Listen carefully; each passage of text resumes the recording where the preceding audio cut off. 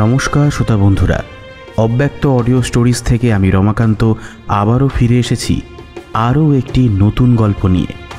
আমাদের আজকের নিবেদন লেখক তন্ময় মুখার্জির কলমে বৌদ্ধ পুঁথির রহস্যের এক পৌরাণিক অ্যাডভেঞ্চার উপন্যাস মাহাচিনতারা রহস্য প্রথম পর্ব। প্রকৃতির এক অদ্ভুত মায়ানগরী হল মেঘালয়। আর এই মেঘালয়ে সবুজে ঘেরা বিস্তীর্ণ জলাভূমি এবং সুবিশাল জলপ্রপাতের আড়ালে কতই না অজানা অচেনা বিপদ আজও লুকিয়ে রয়েছে। এই সমস্ত জলপ্রপাতের আড়ালে বিপদসংকুল সুবিশাল গুহায় আজও এমন কিছু রহস্য লুকিয়ে রয়েছে যার খোঁজে বারবার আমাদের এই অভিযাত্রিক মন সেখানে ছুটে যেতে চায়।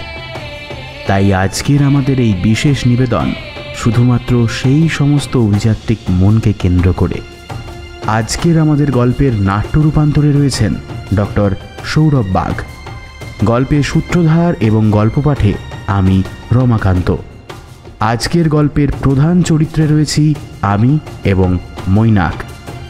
তাহলে আর দেরি না করে চলুন শুরু করা যাক, অভিযানে বেরোনো যাক। শুরু হচ্ছে লেখক তন্ময় মুখার্জির কলমে মাহাচিনতারা রহস্য প্রথম পর্ব।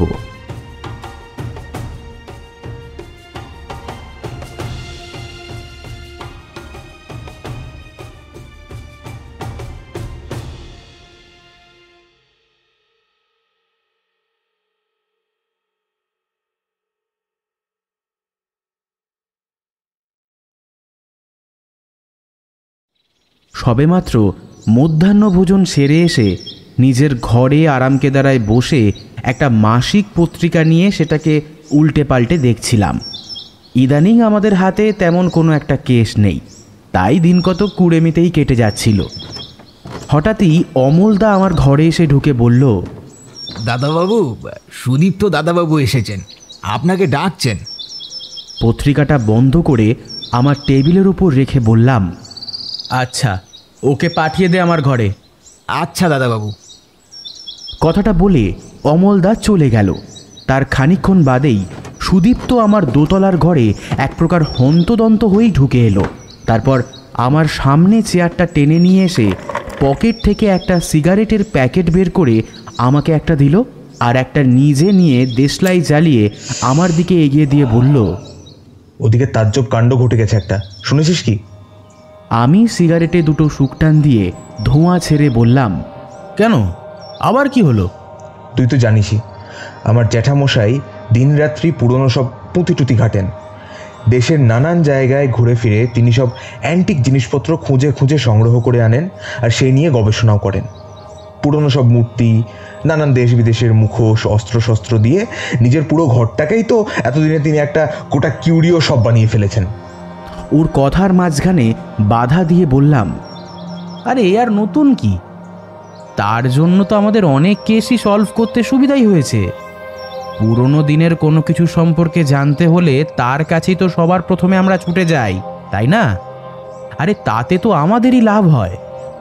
হ্যাঁ, তা অবশ্য ঠিক, কিন্তু জ্যাঠামশাইয়ের ঘর থেকে ইদানিং একটা মূর্তি খোয়া গেছে।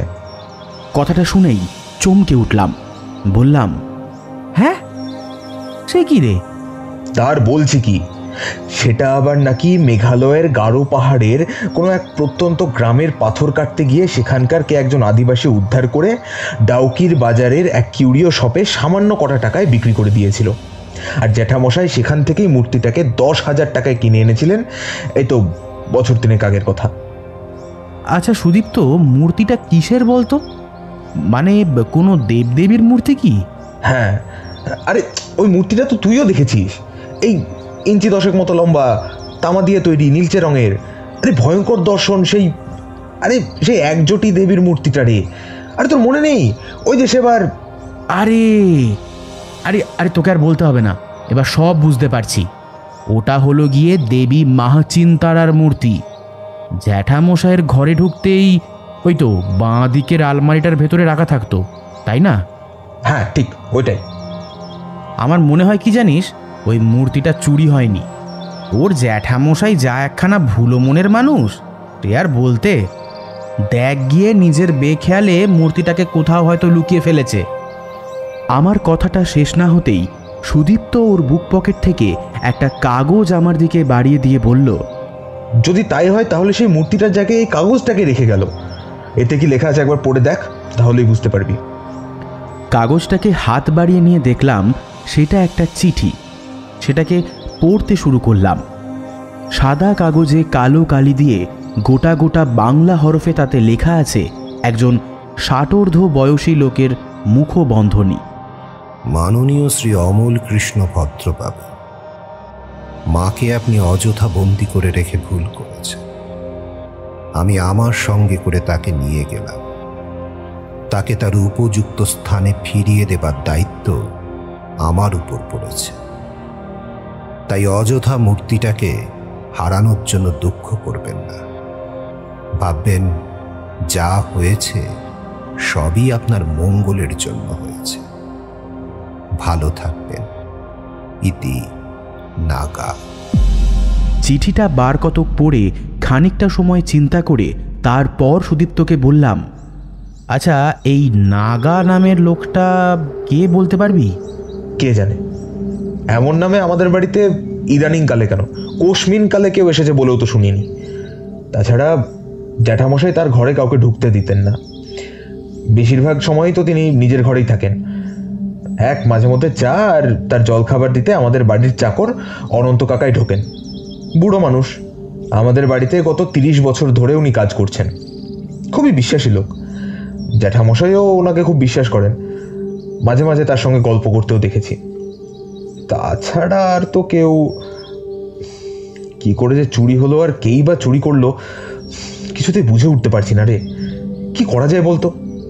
তিনি তো সেই সকাল থেকে বাড়িটাকে একেবারে মাথায় করে তুলেছেন। বাড়ির কাউকে ছাড়ছেন না, যা নয় তাই করে বলে যাচ্ছেন। আমাদের সকলের জন্যই নাকি বাড়িতে বাইরের লোকজন প্রবেশ করে, আর আমরা নাকি সবাইকে ডেকে এনে তার ঘরের জিনিসপত্রগুলোকে দেখাতে যাই। এর জন্যই নাকি তার সেই মহামূল্যবান মূর্তিটা খোয়া গেছে। বোঝ তাহলে। উনি যে প্রকৃতির মানুষ এটা হওয়াটাই স্বাভাবিক। আচ্ছা, একটা কথা বলতো, চুরিটা কবে হয়েছিল বলে তোর মনে হয়?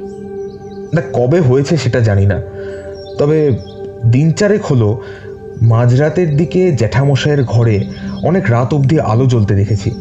তার মানে তিনি জেগেই থাকতেন, নিজের গবেষণার কাজ করেন কিনা। তাছাড়া ইদানিংকালে বাড়িতে তেমন নতুন কারোর আনাগোনা হয়েছিল বলে তো শুনিনি।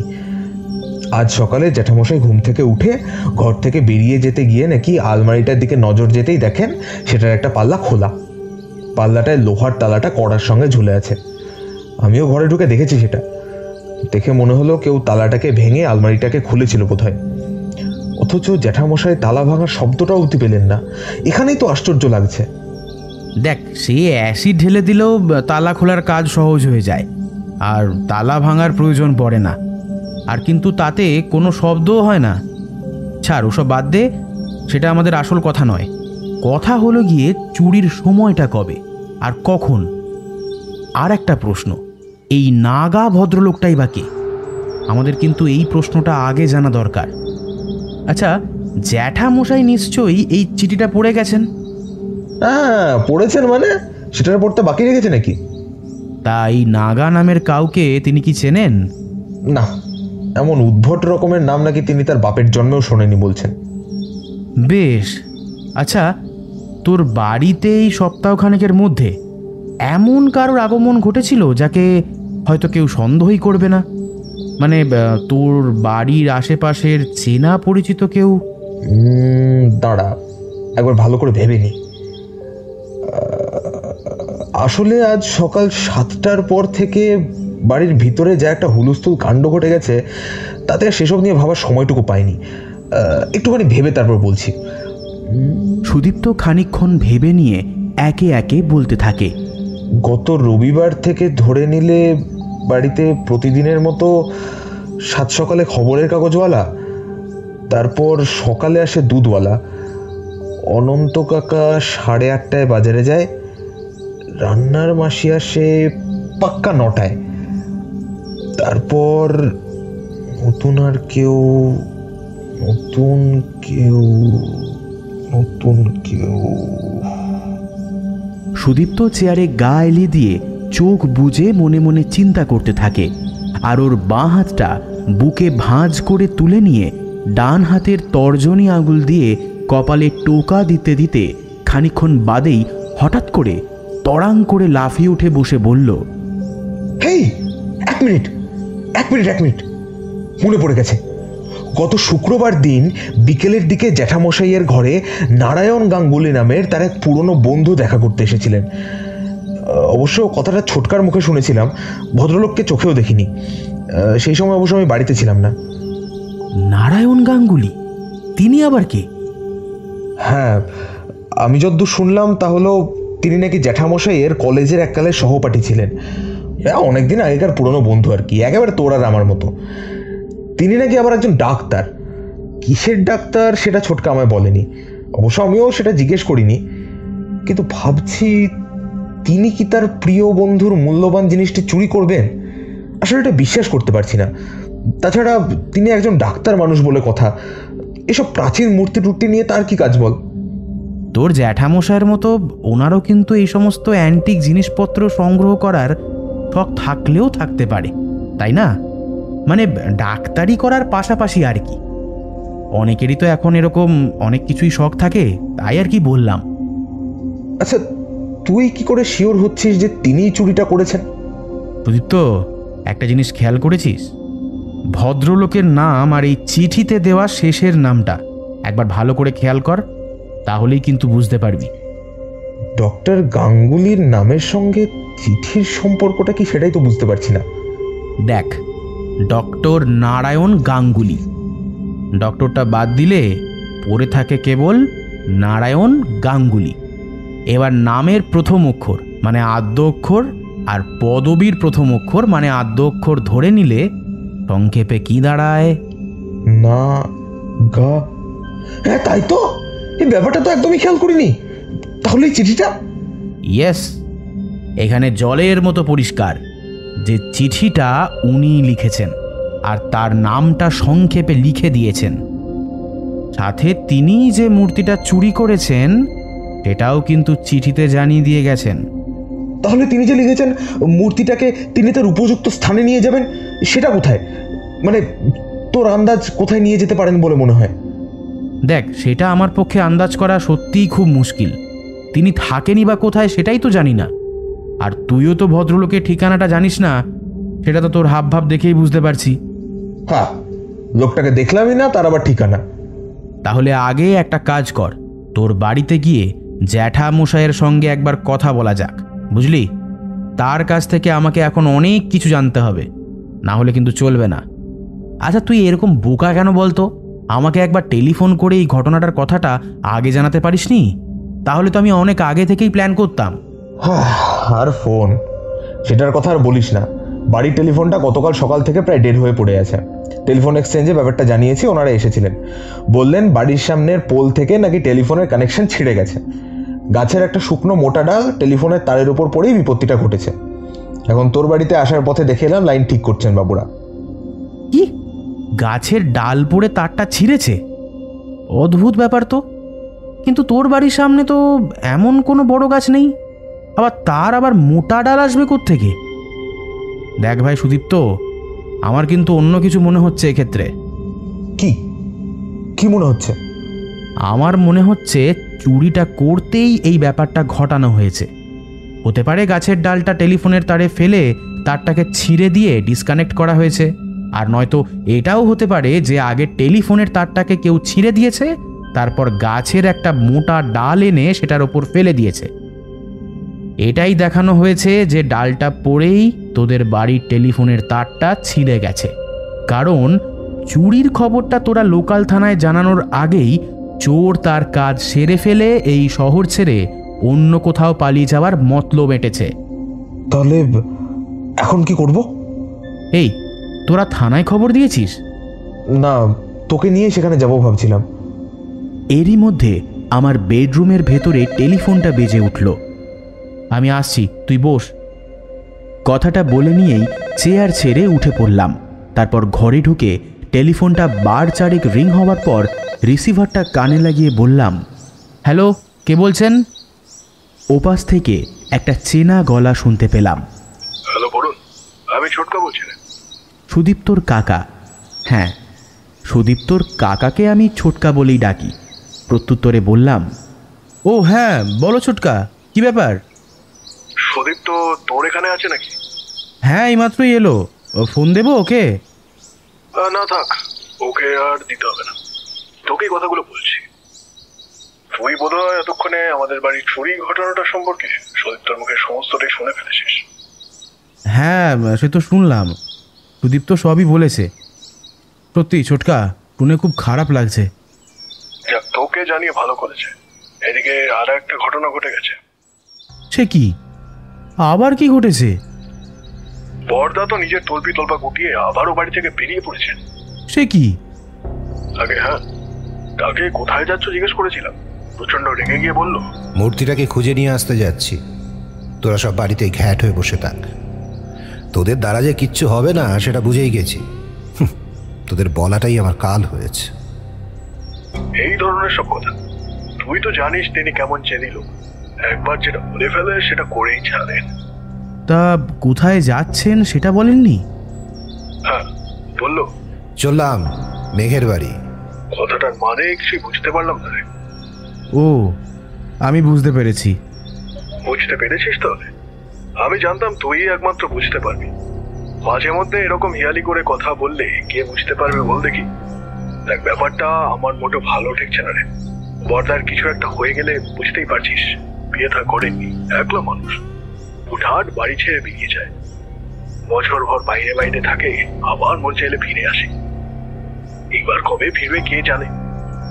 তুমি ওসব নিয়ে কিচ্ছু চিন্তা করো না, ঠিক আছে? আমি দেখছি, তুমি নিশ্চিন্তে থাকো। আর হ্যাঁ ছোটকা, আমি বাড়িতেই আসছি। তোমার সঙ্গে এই নিয়ে কিছু কথা জানার আছে। তুমি বাড়িতেই থেকো কিন্তু। হ্যাঁ হ্যাঁ, তুই চলে আয়, আমি বাড়িতেই থাকবো।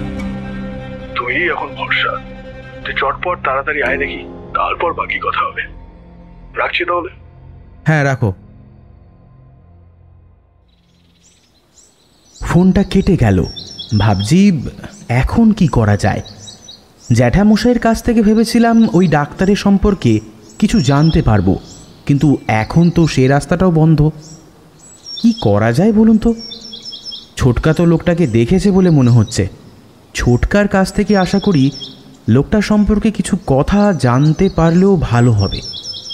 সেই সময় হঠাৎই আমার দোতলার ব্যালকনির কাঁচের জানলাটা ঝনঝন শব্দে কেঁপে উঠল, আর কাঁচ ভেঙে মেঝেতে পড়ে চুরমার হয়ে যাওয়ার শব্দ শুনতে পেলাম।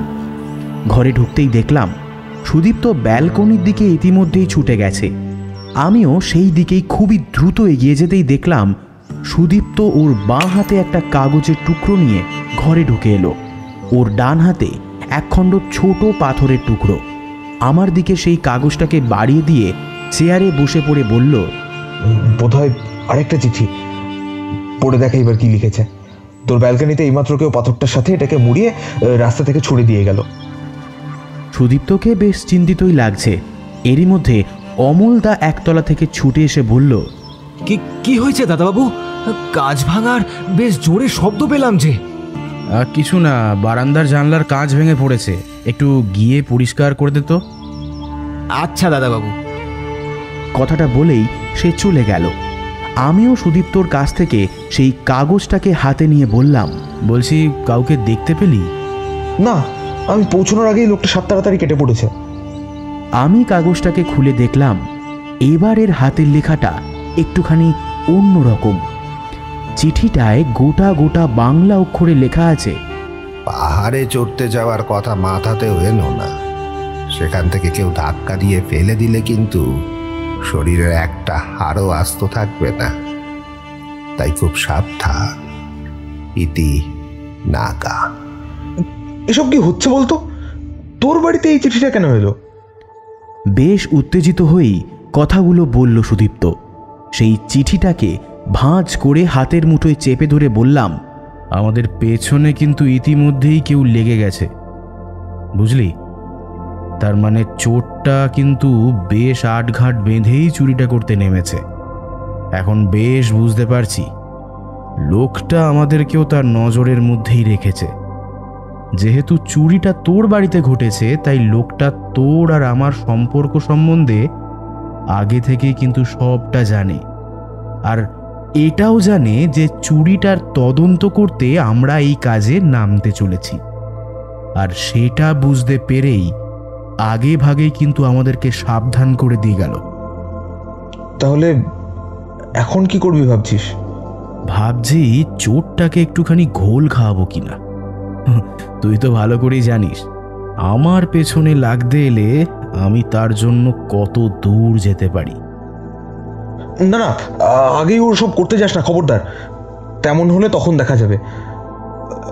আচ্ছা, তখন কে ফোন করেছিল রে? আরে ছোটকা ফোন করেছিল। কি বললো? বললো তুই আমার বাড়িতে আসার পর নাকি জ্যাঠামশাই নিজের তল্পি তল্পা গুটিয়ে আবারও নাকি বাড়ি থেকে বেরিয়ে গেছে সেই মূর্তিটার খোঁজে। সেরেছে, আবারও সেই ঝামেলা। এখন কি তাকে খুঁজতে যাবি নাকি? হ্যাঁ, যেতে তো হবেই। এই সময় তো আর চুপ করে বসে থাকলে চলবে না, কিছু তো একটা করতেই হবে। আর তার আগে তোর বাড়িতে গিয়ে ছোটকার সঙ্গে কথা বলে এই ডাক্তারবাবু সম্পর্কে কিছু কথা আমার জানা দরকার। তা জ্যাঠামশাই এইবার কোথায় যাচ্ছেন সেটা বলে গেছেন কি? বলে গেছেন মেঘের বাড়ি যাচ্ছেন। তার আগে চল তোর বাড়ি যাই, সেখানে গিয়ে একটা হিসেব মিলিয়ে আসি, তারপর না হয় মেঘালয় যেতে হবে। আগেও যেতে হবে কিনা সেটা পরে ঠিক করব। কি তাজ্জব ব্যাপার! মেঘের বাড়ি হেয়ালি করে ছোটকাকে বেশ গুলিয়ে দিয়ে গেছে, বুঝতে পেরেছি। মেঘের বাড়ি যে মেঘালয় সেটা ছোটকা নিশ্চয়ই বোঝেনি।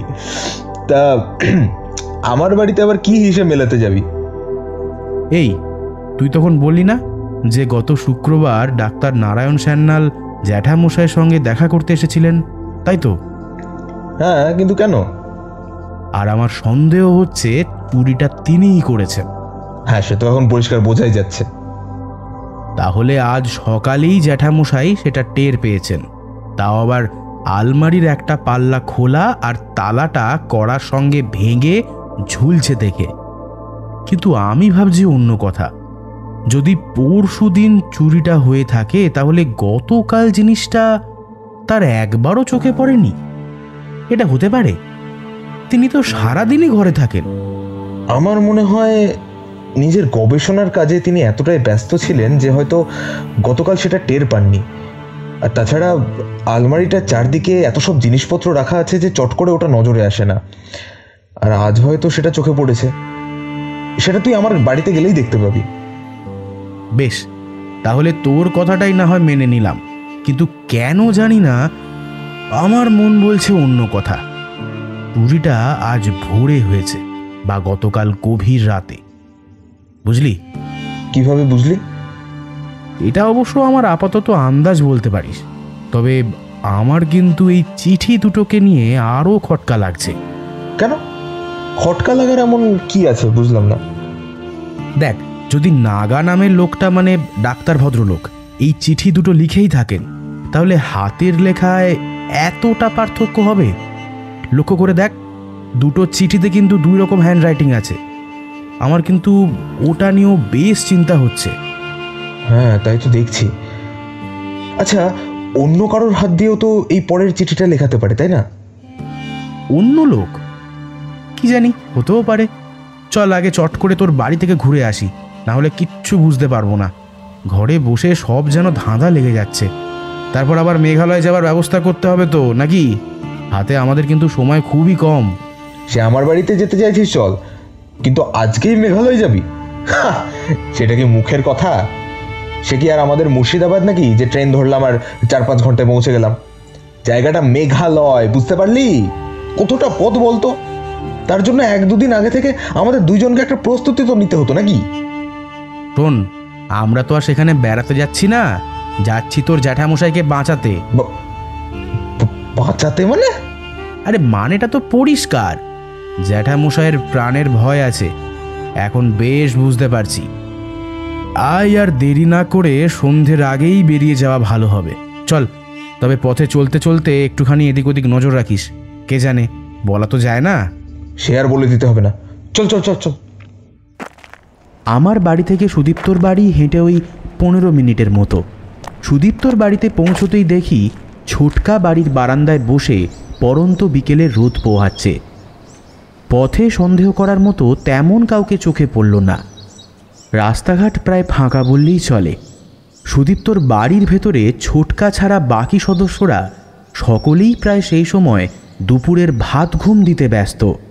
আমাদের দেখতে পেয়েই ছোটকা বলে উঠল, উফ, যাক তোরা এসে গেছিস তাহলে, খুব চিন্তা ছিলাম। আয় আয় এখন বস দেখি। আমরা দুজনেই ছোটকার পাশে গিয়ে বসে পড়লাম। আমি বললাম, আচ্ছা ছোটকা, সুদীপ্ত বলছিল গত পরশুদিন জ্যাঠামশাইয়ের কোনো এক পুরনো ডাক্তার বন্ধু নাকি এই বাড়িতে এসেছিলেন। তা এসেছিলেন? তুই বোধহয় ডক্টর নারায়ণ গাঙ্গুলির কথা বলছিস।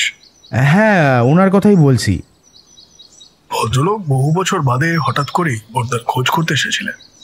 কেন, সেই জন্য কি হয়েছে? সে কথা পরে বলছি। আগে তুমি বলো তো, উনি কিসের ডাক্তার সেটা জানো? ডাক্তার? কই না তো, ডক্টরেট তো ওনার ডিগ্রি। উনি রোগী দেখা কোনো ডাক্তার নয়। বর্দার মতোই উনিও প্রচুর প্রাচীন পুঁথিটুথি নিয়ে গবেষণা করেন বলে শুনেছিলাম, সেই জন্যই হয়তো পেয়েছেন। বেশ, এইবার ব্যাপারটা বুঝেছি। তাহলে ওটা ওনার ডিগ্রি। আচ্ছা ছোটকা, ওনার বাড়িটা কোথায় সেটা জানা যাবে? বর্দা যখন কলেজে পড়তো তখন শুনেছি তিনি কলকাতার বাগবাজারের কাছে কোথাও একটা থাকতেন। তারপর আর জানি না, এখন বোধহয় বাইরে কোথাও থাকে।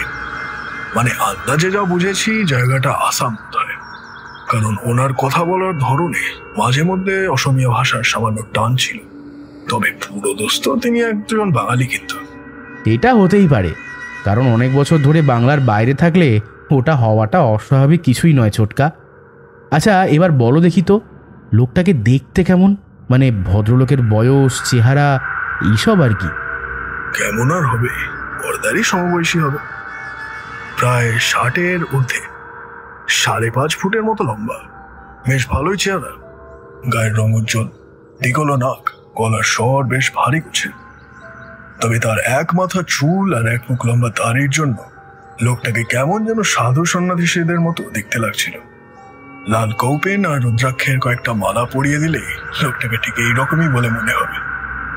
হয়তো গবেষণার কাজের জন্য এরকম চেহারা হয়েছে। ওনার আর দোষ কি? বর্দার অবস্থা দেখিস না কেমন ভাবে থাকে। আমি জোর করে চুলদারিটা কাটিয়ে নিয়ে আসি বলে একটুখানি ভদ্রস্ত দেখায় তাকে। তুমি কি ওই ডক্টর ভদ্রলোকের সঙ্গে কথা বলেছো আগে? না, তবে আমার ঘর থেকে ভদ্রলোকের কণ্ঠস্বর মাঝে মধ্যে শুনতে পাচ্ছিলাম। পাশেই তো আমার ঘর, দেওয়ালে কান পাতলে বর্দার ঘর থেকে কিছু কিছু কথা অস্পষ্ট শোনা যায়। এই একটু বলবে কি বিষয় নিয়ে কথা হচ্ছিল? মানে কিছু শুনতে পেয়েছিলে? শুনে তো মনে হলো অনেক বছর বাদে দেখা হওয়াতে দুইজনেই খুব খুশি ছিল। তারপর কেমন আছিস টাছিস এইসব খোঁজকাজ নানা বিষয় নিয়ে কথা হলো খানিকক্ষণ। এরপর কি নিয়ে বর্তমানে গবেষণা চলছে এইসব বিষয় আর কি। বর্দা বোধ হয় নিজের সংগ্রহশালাটা, মানে তার ঘরের সমস্ত কিছু ঘেটে ঘুটে দেখাচ্ছিল। আচ্ছা, এই সময় ওই আলমারিটা খুলেছিল তাই তো? মানে যে আলমারিটা থেকে মূর্তিটা চুরি গেছে। অনেক কিছুরই তো টুকটাক টুংটাং করে শব্দ পেলাম, আলমারিটা খুলতেও পারে। তা ভদ্রলোক কতক্ষণ ছিলেন? তা এই ঘন্টা দেড়েক মতো। আচ্ছা, তুই চুরির ব্যাপারটা নিয়ে ওনাকে সন্দেহ করছিস নাকি? হ্যাঁ, মনে করো তাই। তবে অন্য একটা ব্যাপার নিয়েও আমার একটুখানি সন্দেহ হচ্ছে। অন্য ব্যাপারে সন্দেহ? সেটা কি শুনি। দেখো ছোটকা, এখানে একটা ব্যাপার কিন্তু পরিষ্কার বোঝাই যাচ্ছে যে ভদ্রলোক এলেন শুক্রবার, আর আজ সকালে জ্যাঠামশাই টের পেলেন যে মূর্তিটা হাওয়া। তাহলে চুরিটা কখন হতে পারে? প্রশ্ন হচ্ছে এই বিষয়টাই আমি এখনো পর্যন্ত বুঝতে পারছি না। আচ্ছা, তুমি তো পাশের ঘরেই থাকো, তা তুমি কিছু টের পাওনি? বর্দা স্বয়ং নিজের ঘর থেকেই কিছু টের পেল না তো আমার কথা ছাড়। আচ্ছা, ঘরে তো দেখেছি আরও অনেক দামি দামি মূর্তি রয়েছে, কত দামি দামি জিনিসপত্র আছে। তাহলে চোর শুধুমাত্র ওই একজোটি তারার মূর্তিটাকেই কেন চুরি করতে গেল? মূর্তিটার মধ্যে এমন কি আছে? আমি যতদূর দেখেছি ওটা তামা দিয়েই তৈরি। তাতে মূল্যবান কোনো পাথর লাগানো আছে বলে তো মনে হচ্ছে না। নিশ্চয়ই মূর্তিটায় কিছু একটা আছে, না হলে চোর আলমারির তালা ভেঙে ওটাকে চুরি করতে যাবে কেন? তাছাড়া সেই চোর আবার একটা চিঠিও লিখে রেখে গেছে, পড়েছিস নিশ্চয়ই? হ্যাঁ, ওটাও পড়েছি। শুধু তাই নয়, এই কিছুক্ষণ আগেই আরও একটা চিঠি আমার বাড়ির ব্যালকনিতে পাথরের সঙ্গে পেঁচিয়ে ছুঁড়ে দিয়ে গেছে। এই দেখো। তবে আশ্চর্যের ব্যাপার কি জানো, হাতের লেখাটা কিন্তু এখানে আবার একেবারে পাল্টে গেছে। তাহলে এখন কি করবি? এই যা দেখছি পরিষ্কারভাবে তোদের হুমকি দিয়ে গেছে। কি আর করব, আগে আমাদের জানতে হবে এই চোরটা আসলে কে। আমার মনে হয় এর পেছনে একটা কোনো দল কাজ করছে, না হলে এটা করা সম্ভব নয়। আর আমার আন্দাজ, চোর চুরি করে এখনো পালিয়ে যায়নি, এই তল্লাটেই কোথাও লুকিয়ে আছে। যদি পালিয়েই যেত তাহলে চিঠি লিখে আমাদের সাবধান করার মতো সময় পেত না। আর সবচেয়ে বড় ব্যাপার হলো, ওই লোকটা আমাদের দুজনের সম্পর্ক সম্পর্কে আগে থেকেই কিন্তু জানে, তাই এই সাবধান বাণী আমার বাড়িতেই কিন্তু পৌঁছে দিয়ে গেছে। তাই তো দেখছি। আচ্ছা, ফোনে যে তখন বললি দাদা কোথায় গেছে তুই বুঝতে পেরেছিস? তা সেটা? উনি এবার মেঘের বাড়ি মানে মেঘালয় গেছেন। ব্যাপারটা হলো, মেঘালয় তো আর একটুখানি জায়গা না, সেখানে কত পাহাড়, জঙ্গল, ফাঁকে ফাঁকে ছোট ছোট গ্রাম, আর ওই হাতে গোনা 2-4টে শহর রয়েছে মাত্র। এখানে এক্স্যাক্টলি কোথায় গেছে এটা কিন্তু বলা মুশকিল। মূর্তিটাকে তো ফিরিয়ে আনবে বলে গেছে, তুই বলছিস চোরের আবার নাকি দলে ভারী। আমার চিন্তা হচ্ছে ওটাকে ওরা মেরে না ফেলে। এই বিষয়ে কিচ্ছু চিন্তা করো না, আমি ঠিক সামলে নেব। আচ্ছা, মূর্তিটা ডাউকির কোনো এক কিউরিও শপ থেকে নাকি জ্যাঠামশাই কিনেছিলেন শুনলাম আর কি। কে বলেছে ওটা ডাউকির কিউরিও সংঘ থেকে কেনা? আমি তো তাই জানি। তুমি কাজ কলা জানো ঘন্টু সোনা? কে বলেছে তোকে? তোর মা বলেছিল নিশ্চয়ই। হ্যাঁ, মা তো সকালেই বললো জেঠু 10,000 টাকা দিয়ে নাকি মূর্তিটাকে। বেজু বৌদিও পারেন বটে, আসলে ব্যাপারটা খুব গোপনীয় তাই বলেনি। আমি জানি ওটাকে বর্দা কোথা থেকে পেয়েছে। কোথায় পেলো? এই বলো না, কোথায় পেলো? তুই কখনো মোসমাই গুহার নাম শুনেছিস কি? হ্যাঁ, সে তো ভীষণ দুর্গম একটা পাহাড়ি জায়গা। তবে ইদানিংকালে নাকি লোকজন সেখানে যাতায়াত করতে শুরু করেছে। তারা নাকি বিভিন্ন প্রজাতির অর্কিড সংগ্রহ করতে যায়। বইতে পড়েছি সেখানকার বেশিরভাগ গুহার দেওয়ালে স্ট্যালাকটাইট আর স্ট্যালাগমাইট পাথরও দেখা যায়। এক কথায় ঝুলন্ত পাথরের স্তম্ভ যাকে বলে। বেশ অদ্ভুত দেখতে কিন্তু এই পাথরগুলো। তাছাড়া মোসমাই নামের গ্রাম, আবার একটা ঝর্ণাও আছে শুনেছি নাকি সেখানে। শিলং থেকে আগে মোসমাই গ্রামে যেতে হয়, তারপর পাহাড়ের ঢাল বেয়ে নেমে এসে এই গুহার রাস্তা পড়ে। শিলং থেকে আন্দাজ ওই 57 কিলোমিটার ভেতরে, যথাসম্ভব পূর্ব খাসি পাহাড়ের গায়ে অবস্থিত এই গুহাটা। এই ছোটকা, সেখান থেকেই কি? আরে না না, এই খাসি পাহাড় বল আর গারো কিংবা জয়ন্তিয়া পাহাড় বল, এই সমস্ত পাহাড়ের গায়ে এইরকম অনেক গুহা এখনো বর্তমানে আছে, যেগুলোতে আজ 19 শতকেও মানুষের পা পর্যন্ত পড়েনি, অথচ মানুষ চাঁদে পা দিয়ে ফেলেছে। তা সেই রকমই কোনো এক অজানা গুহার ভিতর থেকে এই মূর্তিটাকে বর্দা উদ্ধার করে নিয়ে আসে। তা জ্যাঠামশাই সেখানে গিয়েছিলেন কিসের জন্য? গবেষণার কাছে নিশ্চয়ই। তাছাড়া আবার কি, এইসব গুহার ভিতরে নানান রকম অর্কিডের সম্ভার তো আছেই, তার সঙ্গে অনেক প্রাণীদের, নানান প্রজাতির ছত্রাক, নানান ধরনের অর্কিড, বিভিন্ন ধরনের খনিজ পদার্থও পাওয়া যায়, তা তো তুই জানিসই দেখছি। সেই সবের অনুসন্ধান করতে বছর 3 জন্য গবেষণার কাজে বর্দা সেখানে গিয়েছিলেন। তো সেখানে অন্ধকার গুহার প্রায় 50 মিটার ভেতরে যাওয়ার পরে নাকি কোনো এক পাথরের খোঁজে ভিতর থেকে এই মূর্তিটিকে তিনি খুঁজে পান। আর গবেষণা শেষ করে মানে এই বছর 3 আগে তিনি বাড়িতে ফিরে আসেন। কিন্তু সেখান থেকে বাড়িতে ফিরে আসার পরে বর্দাকে দেখেছি সেই মূর্তিটাকে নিয়ে নিজের প্রায় বুকের কাছেই সর্বক্ষণ চোখের ধনের মতো আগলে রাখতেন। কেমন যেন পাল্টে গিয়েছিলেন তখন। দেখে মনে হতো বর্দা সারাক্ষণ কিছুটা একটা ভয়ে ভয়ে থাকতেন। ঘরের বাইরে পা দেওয়ার আগে এটাকে আলমারিতে ঢুকিয়ে তালা বন্ধ করে রাখতেন। তবে তার মাসখানেক পরে আস্তে আস্তে আবার নিজের অবস্থানে তিনি ফিরে যান। তোকে তো মূর্তিটাকে নিজেই সেদিন একবার দেখিয়েছিল, মনে আছে?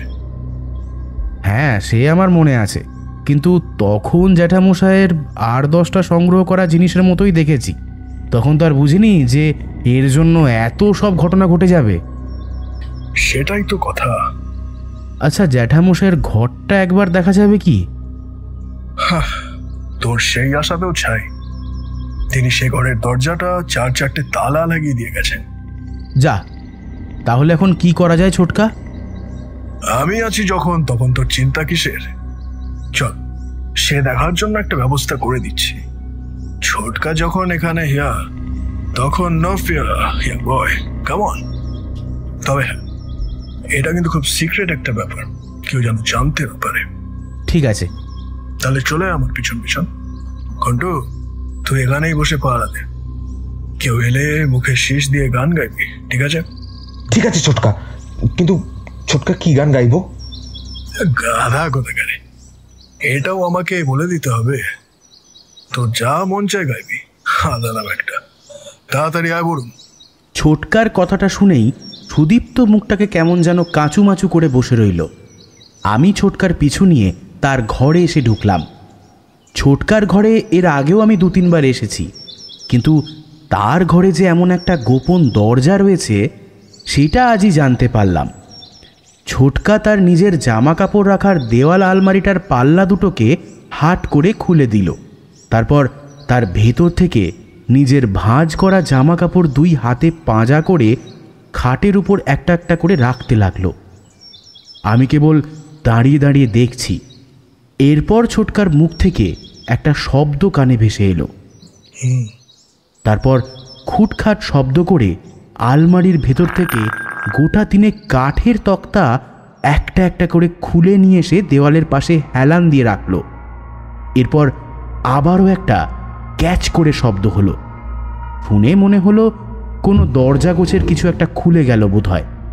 এরপর ছোটকা ফিস করে আমাকে বলল, অরুণ, চলে আয়, আলমারির ভিতরে চট করে ঢুকে পড় দেখি।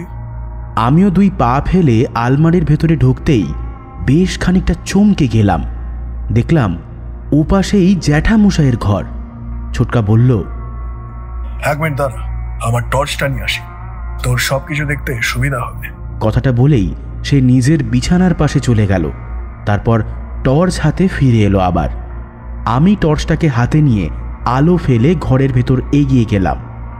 সুদীপ্ত ঠিকই বলে, জ্যাঠামশাইয়ের ঘরটা সত্যিই একটা ছোটোখাটো কিউরিও শপ। সেখানে কি নেই? ঘরের মেঝে, দেওয়ালের চারপাশ, ছাদ, সব জায়গাতেই কিছু না কিছু প্রাচীন সামগ্রী দিয়ে একেবারে ঠাসা। ছোটকা সামান্য উঁকি দিয়ে আবারও ফিসফিস করে বলল, এই যে তোর বাদিকে আলমারিটা আছে, চলে যা। খুব ধীর পায়ে এগিয়ে গেলাম আলমারিটার কাছে। পুরু কাঠের নকশা করা বেশ বড় সড়ো আলমারিটা। এটাও বোধ করি জ্যাঠামশাইয়ের সংগ্রহের তালিকায় রয়েছে, কোনো জমিদার বাড়ির বা রাজ পরিবারের হতে পারে। আলমারিটার একটা পাল্লা খোলাই আছে দেখছি। তার লোহার কড়ায় তখনও ঝুলে আছে একটা বেশ বড় আকারের পুরনো তালা। তালাটাকে ভালো করে টর্চের আলো ফেলতেই দেখতে পেলাম আশ্চর্যের ব্যাপার, তালাটা কিন্তু তখনও ভাঙা হয়নি, অথচ তার গায়ে বেশ টাটকা কিছু আঘাতের চিহ্ন রয়েছে। তবে লোহার কড়ায় আর তার নিচে কাঠে সেই রকম ধরনের কোনো আঘাতের চিহ্ন মাত্র নেই। তালাটাকে যে তার সঠিক চাবি দিয়েই খোলা হয়েছিল সেটা কিন্তু বেশ পরিষ্কার বোঝাই যাচ্ছে। মনে একটা খটকা লাগলো, তাহলে কি জ্যাঠামশাই নিজেই চুরি করেছে? কথাটা মনে মনে চিন্তা করার আগেই ছোটকা জিজ্ঞেস করল, দেখে কি কিছু বুঝতে পারলি? আরে যা বোঝার বুঝতে পেরে গেছি, আর কিছুই দেখার নেই, চলো এবার ফেরা যাক। কথাটা বলেই তালাটাকে কড়া থেকে খুলে নিয়ে হাতে নিয়ে নিলাম। তারপর আলমারির ভেতরটা ভালো করে আরও একবার টর্চের আলো ফেলে দেখে নিলাম। ভেতরটা একদম ফাঁকা, তাতে দরকারি তেমন কিছু একটা চোখে পড়ল না। হঠাৎই একেবারে তাকের নিচের দিকে একটা দলা পাকানো কাগজের টুকরোকে পড়ে থাকতে দেখলাম। সেটাকে হাতে তুলে নিয়ে দেখলাম কাগজটা অনেক কাল আগের, প্রায় হলদে হয়ে গেছে। তাতে 5-6টা ছোটোখাটো ফুটোও নজরে পড়ল। কাগজটাকে বুক পকেটে ঢোকাতেই বাইরে থেকে সুদীপ্তর শীষের শব্দ কানে ভেসে এলো। সে নাকি শীষ দিয়ে রবীন্দ্রসঙ্গীত ধরেছে।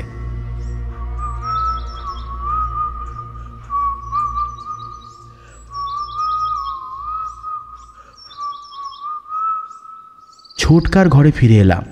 এরই মধ্যে ঘরের বাইরে থেকে মেজ জ্যাঠামশাইয়ের গলার স্বর শুনতে পেলাম, মানে সুদীপ্তর বাবা অনাদিচরণ ভদ্রমশাই। বাড়ির মধ্যে সবচেয়ে রাগী মানুষ বলতে তিনিই খুব সুপরিচিত। শুধু তাই নয়, আমাদের বিপ্লবী ক্ষুদিরাম বসু শিক্ষানিকেতন বয়েজ স্কুলের প্রধান শিক্ষকও তিনি।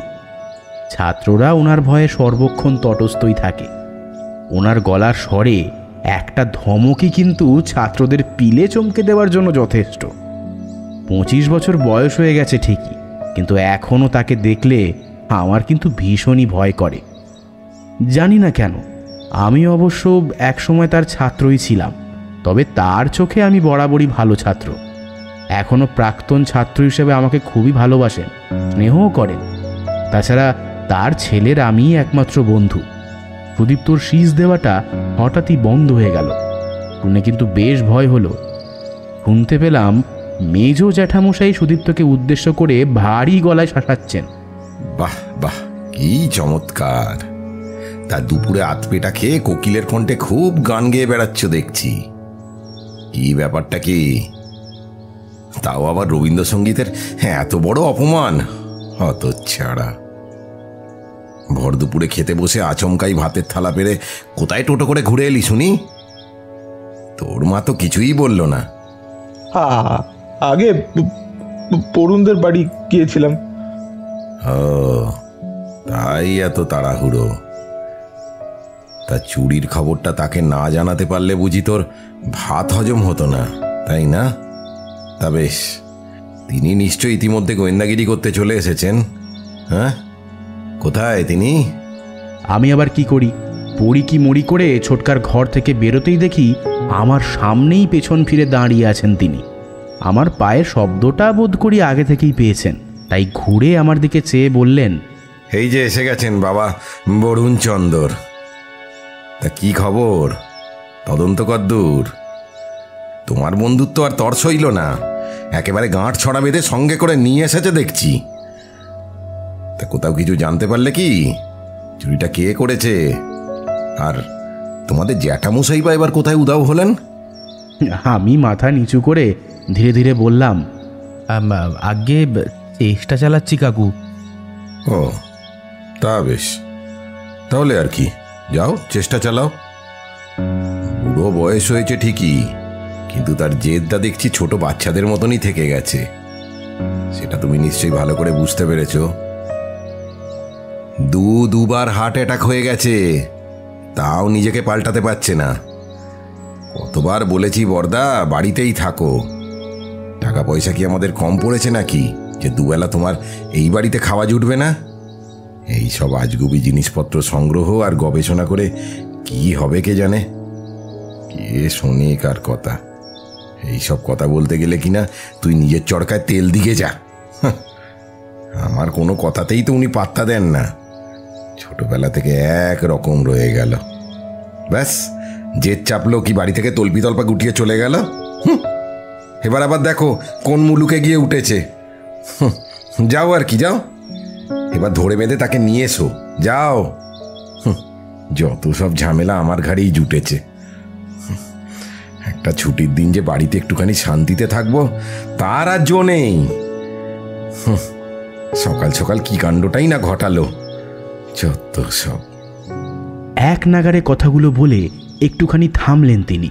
তারপর নিজের ঘরের দিকে যেতে যেতে একটুখানি দাঁড়িয়ে সুদীপ্তর দিকে তাকিয়ে বললেন, হ্যাঁ ঘন্টু, বাইরে কোথাও যেতে হলে আমার সঙ্গে একবার দেখা করে যাস, আমি ঘরেতেই আছি। ঝামেলাটা শেষ নেই দেখছি, হাড়মাছ একবারে জ্বালিয়ে খেলো বুড়োটা। সুদীপ্ত ঘাড় নেড়ে ঠিক আছে জানালো। উনি আপন মনে কিসব যেন বিড়বিড় করতে করতে নিজের ঘরেই চলে গেলেন। এতটা সময় আমি যেন প্রায় একেবারে দম বন্ধ করে কেবল দাঁড়িয়েই ছিলাম। বুকটা এখনো ভয়ে কেমন যেন ধুকপুক ধুকপুক করছে। তখন কেবলই যেন মনে হচ্ছিল একবার নিঃশ্বাস পড়লেই যেন প্রাণ পাখি আমার উড়ে যাবে। উফ, একটা দীর্ঘ নিঃশ্বাস ছেড়ে সুদীপ্তর পাশে গিয়ে বসলাম। ছোটকাও তার ঘর থেকে হাত ঝাড়তে ঝাড়তে ফিরে এসে বলল, এক নাগারে বক বক করতেও পারে মেজদা, একবার শুরু করলে থামার আর নাম নেয় না। সে যাই হোক, ওদিক সব গুছিয়ে এলাম বুঝলি।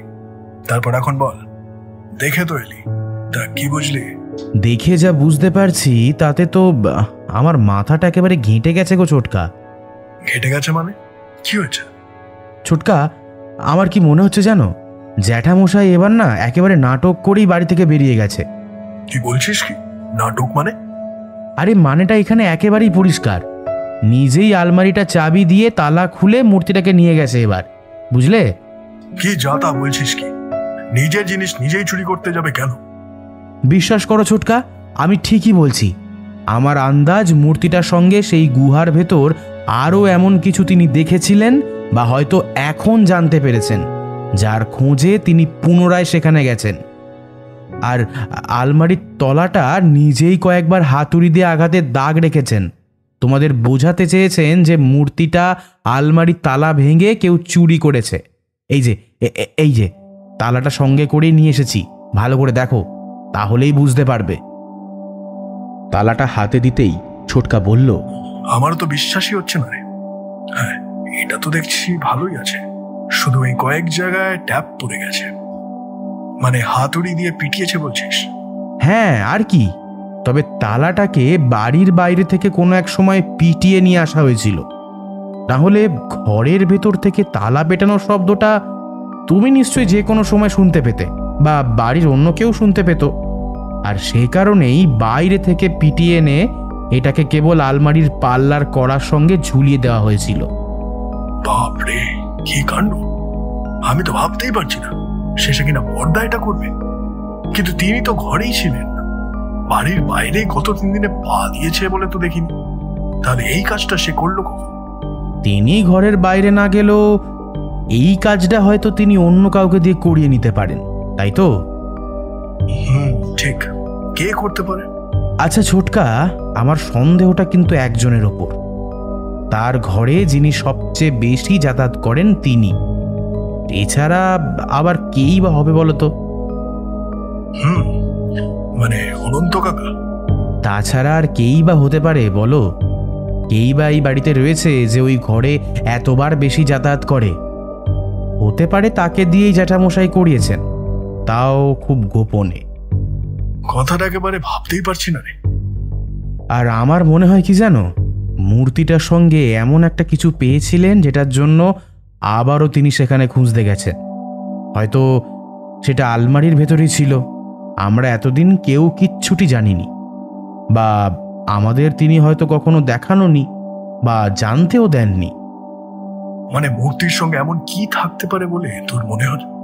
হতে পারে সেই গুহাটার মানচিত্র, আর তাতে কোনো অজানা গুপ্তধনের সন্ধান থাকতেও তো পারে।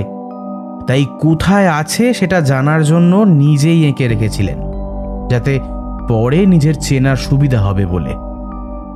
এমন গুহায় গুপ্তধন থাকতেও তো পারে, হয়তো গুহাটার ভেতর আরও এমন দামি জিনিসের খোঁজ তিনি পেয়েছেন, বা আগে হয়তো পেয়েছিলেন, তখন সঙ্গে করে নিয়ে আসতে পারেননি, এখন সেটা নিয়ে আসতে গেছেন। কিন্তু আমার কি মনে হয় জানো, ইদানিংকালেই তিনি সেটা আবিষ্কার করেছেন। না হলে 3 বছর পরে পুনরায় সেখানে হঠাৎ করেই বা কেন যেতে যাবেন? তারপর তার সেই ডাক্তার বন্ধু এরকম কিছু আন্দাজ করেছিলেন বলেই হয়তো এমন কিছু একটা বলে গেছেন যে তিনি হয়তো তাকে সঙ্গে করে নিয়েই গুপ্তধনের খুঁজে গেছেন। তার মানে তোদের ধমকি দেওয়া চিঠি তার হাতেই লেখা? হ্যাঁ, অবশ্যই। ওটাও তার এই বাড়ি থেকে পালানোর একটা অংশ মাত্র। জ্যাঠামশাইয়ের হাতের লেখার সঙ্গে মিলিয়ে দেখে নাও, তাহলেই বুঝতে পারবে। আর চিঠির শেষে নাগা লেখার কারণটা হলো উনি বোঝাতে চান যে এই নাগা নামের লোকটাই এই চিঠিটা লিখেছেন। অথচ দুটো হাতের লেখায় কিন্তু বিস্তর ফারাক। আর এটা জ্যাঠামশাই হয়তো তড়িঘড়িতে ভুলে গেছেন। তবে আলমারির ভেতরে পাওয়া চিঠিটা তিনি অন্য কাউকে দিয়ে লিখিয়েছেন, এটা আমি নিশ্চিত। আবার হতে পারে জ্যাঠামশাইয়ের এই ডাক্তার বন্ধুও ব্যাপারটা সম্বন্ধে জানে বলে তিনি কোনো রকমভাবে ওই মূর্তিটাকে হাতিয়ে নিতে চাইছিলেন, বা তারও হয়তো অধিকার আছে আর সেটাই হয়তো তিনি বলতে চেয়েছিলেন। আর সেটা জানাতেই তিনি এই বাড়িতে এসেছিলেন। আর জ্যাঠামশাই সেটা বুঝতে পেরেছেন বলেই এত সব নাটকের আয়োজন করে বাড়ি ছেড়ে পালিয়েছেন। আমি আর সুদীপ্ত পুনরায় তাকে খুঁজতে যেতে পারি, তাই আমাদেরকে সাবধান করে দিয়ে গেলেন। না হলে একজন অপরিচিত ব্যক্তি আমার বাড়ির ঠিকানা জানবে কি করে, তুমি বলো না? শুধু তাই নয়, আমার ঘরটা যে কোন দিকে তাও সেটা জানে। পুরো ঘটনাটা আমার কাছে একদম ধাঁধা হয়ে রয়েছে। কিচ্ছু বুঝতে পারছি না কি করব এখন। তার মানে তোর বাড়িতে যে চিঠিটা পড়েছিল ওটা বর্দা লেখা? হ্যাঁ, একেবারেই তাই। আর প্রথমটা হয়তো অন্য কারোর। আমার মুখের কথাটা শেষ হয় না, হঠাৎই অনন্ত কাকা হাঁপাতে হাঁপাতে বাড়িতে ঢুকে এলো। আমাদের দেখতে পেয়েই কেমন যেন আঁতকে উঠে আবার যেন স্বাভাবিক হয়ে গেল। বুঝতে পারলাম কিছু তো একটা ঘটেছে। এই পৌষের শীতেও তার সারা শরীর বেয়ে ঘাম ঝরে পড়ছে। এটাই বলে দিচ্ছে যে তিনি সারাটা পথ ছুটতে ছুটতে এসেছেন। এক গাল নকল মুচকি হাসতে হাসতে আমাদের সামনে এসে বললেন, আরে বরুণ দাদা বাবু যে, তা কখন এলে? হ্যাঁ, তা অনেকক্ষণই হলো এসেছি। তা অনন্ত কাকা, ভর দুপুরে কোথায় গিয়েছিলে?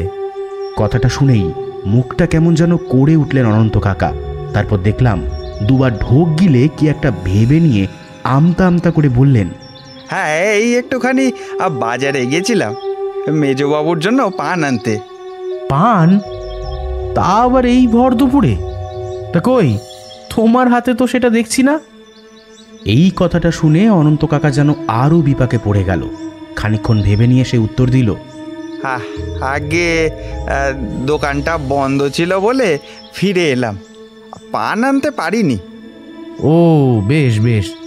তা পথে আসতে কি তোমাকে কোনো কুকুরে টুকুরে ধাওয়া করেছিল নাকি? হ্যাঁ, কই না তো। কেন? কেন? তোমার বাঁ পায়ের চপ্পলের ফিতেটা ছেঁড়া দেখছি তো, আবার তোমার ধুতিতেও শুকনো ধুলো ময়লার দাগ লেগে রয়েছে। তারপর বাড়িতে ঢোকার পর অমন করে হাঁপাচ্ছিলে তুমি, তাই আর কি জিজ্ঞেস করলাম, কিছু হয়েছে? হ্যাঁ হ্যাঁ হ্যাঁ হ্যাঁ, ওই বাজারে একটা জায়গায়, মানে ফলের বাজারের কাছে কলার চোখলায় পা পিছলে পড়ে গেছিলাম। হ্যাঁ, তাই আর কি। এটা অনন্ত কাকা, তোমার নিশানার কিন্তু কোনো জবাব নেই, সত্যি তোমাকে মানতেই হবে। তা এককালে কি ঢিল ছুঁড়ে কখনো পাখিটা কি মারতে নাকি? পাখি মানে? মানে মানে আমার বাড়ির ব্যালকনির কাঁচ ফাটিয়ে যে চিঠিটা এই কিছুক্ষণ আগে আমাকে দিয়ে এলে না, এটা কি জ্যাঠামশাইয়ের লেখা নাকি তোমার? কি বলছো কি বরুণ দাদা? আমি তো পান আনতে। অনন্ত কাকা, আর মিথ্যে কথা বলো না। তুমি ধরা পড়ে গেছো, বুঝলে? এবার আসল সত্যিটা কি সেটা পরিষ্কার করে বলবে, নাকি মেজ জ্যাঠামশাইকে ডেকে নিয়ে আসবো? তারপর সে এসেই তোমার এই পান আনার মিথ্যে গল্পটার বিচার করবে। কথাটা শুনেই বুড়ো অনন্ত কাকার মুখ একেবারে হাওয়া ছেড়ে দেওয়া বেলুনের মতো চুপসে গেল। তারপর বললেন, বিশ্বাস করো বরুণ দাদা, আমি বর্দাবাবুকে এই কাজটা করতে পারবো না বলেছিলাম, কিন্তু তুমি তো জানো লোকটি কেমন। কাজটা না করে দিতে পারলে আমাকে তিনি এ বাড়ি থেকে গলা ধাক্কা দিয়ে তাড়িয়ে দেবেন বলেছিলেন। এখন এই বুড়ো বয়সে এ বাড়ি থেকে তাড়িয়ে দিলে কোথায় গিয়ে উঠবো বলো? কি খাবো? এই বয়সে কোথায় আর কাজ পাবো বলো? কেউ কি আর এই বুড়োটাকে কাজ দেবে? তাই বাধ্য হয়ে এই কাজটা করতে হয়েছে। দয়া করে তুমি রাগ করো না গো বরুণ দাদা বাবু, আমায় ক্ষমা করে দাও, আমি নিরুপায়। কি কাণ্ড! শেষে কিনা বরুণটাকেও ছাড়লো না বলতাম। অথচ এই ছেলেটার জন্যই কতবার বিচে ফিরে এসেছে সে। ঠিক নিজেদের টাইটেলটার আর মান ইজ্জত বলে কিছুই ধরে রাখলো না দেখছি। শেষকালে নিজেই চুরি করে বাড়ি শুধু লোককে গালাগাল করে নিজে পালিয়ে গেল। কিচ্ছু বলার নেই। এগোরুন, তোকে বলছি, তুই আর বর্দাকে ফিরিয়ে আনতে যাস না, আমি বারণ করছি তোকে। কিন্তু যাই হোক, আমার কিন্তু কেসটা বেশ গন্ডগোল লাগছে। জ্যাঠামশাইয়ের এইবারও কিন্তু প্রাণের ঝুঁকি রয়েছে। আমার কিন্তু অন্য কিছু মনে হচ্ছে। সে হোক, তিনি বুঝবেন। তুই খামোকা নিজে কেন তার জন্য বিপদে পড়তে যাবি? আচ্ছা অনন্ত কাকা, তুমি কি জানো মূর্তিটার সঙ্গে আর কি তিনি কিছু পেয়েছিলেন কিনা, বা তোমায় কি কিছু বলে গিয়েছিলেন? হ্যাঁ ছিল তো, মূর্তিটার সাথে একটা পুরনো চেরা পুঁতিও ছিল দেখেছি। তবে সেটাই কি সব যেন লেখা ছিল, আমি সেটা পড়তে পারিনি। কি ভাষা সেটাও জানি না।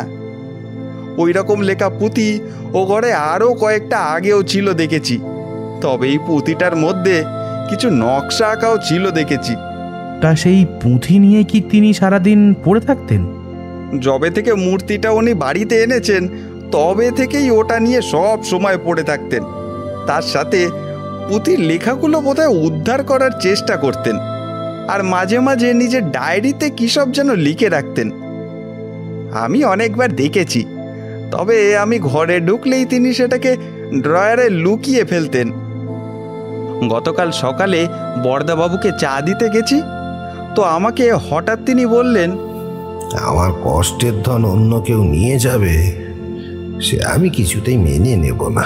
হ্যাঁ, বলে কিনা তোকে দেখে নেব। বেটা নারায়ণের কত বড় হিম্মত! হ্যাঁ, আরে যে ডিগ্রিটা নিয়ে আসতেই ঘুরছিস সে তো আবারই গবেষণার কাগজপত্র চুরি করে পেয়েছিস।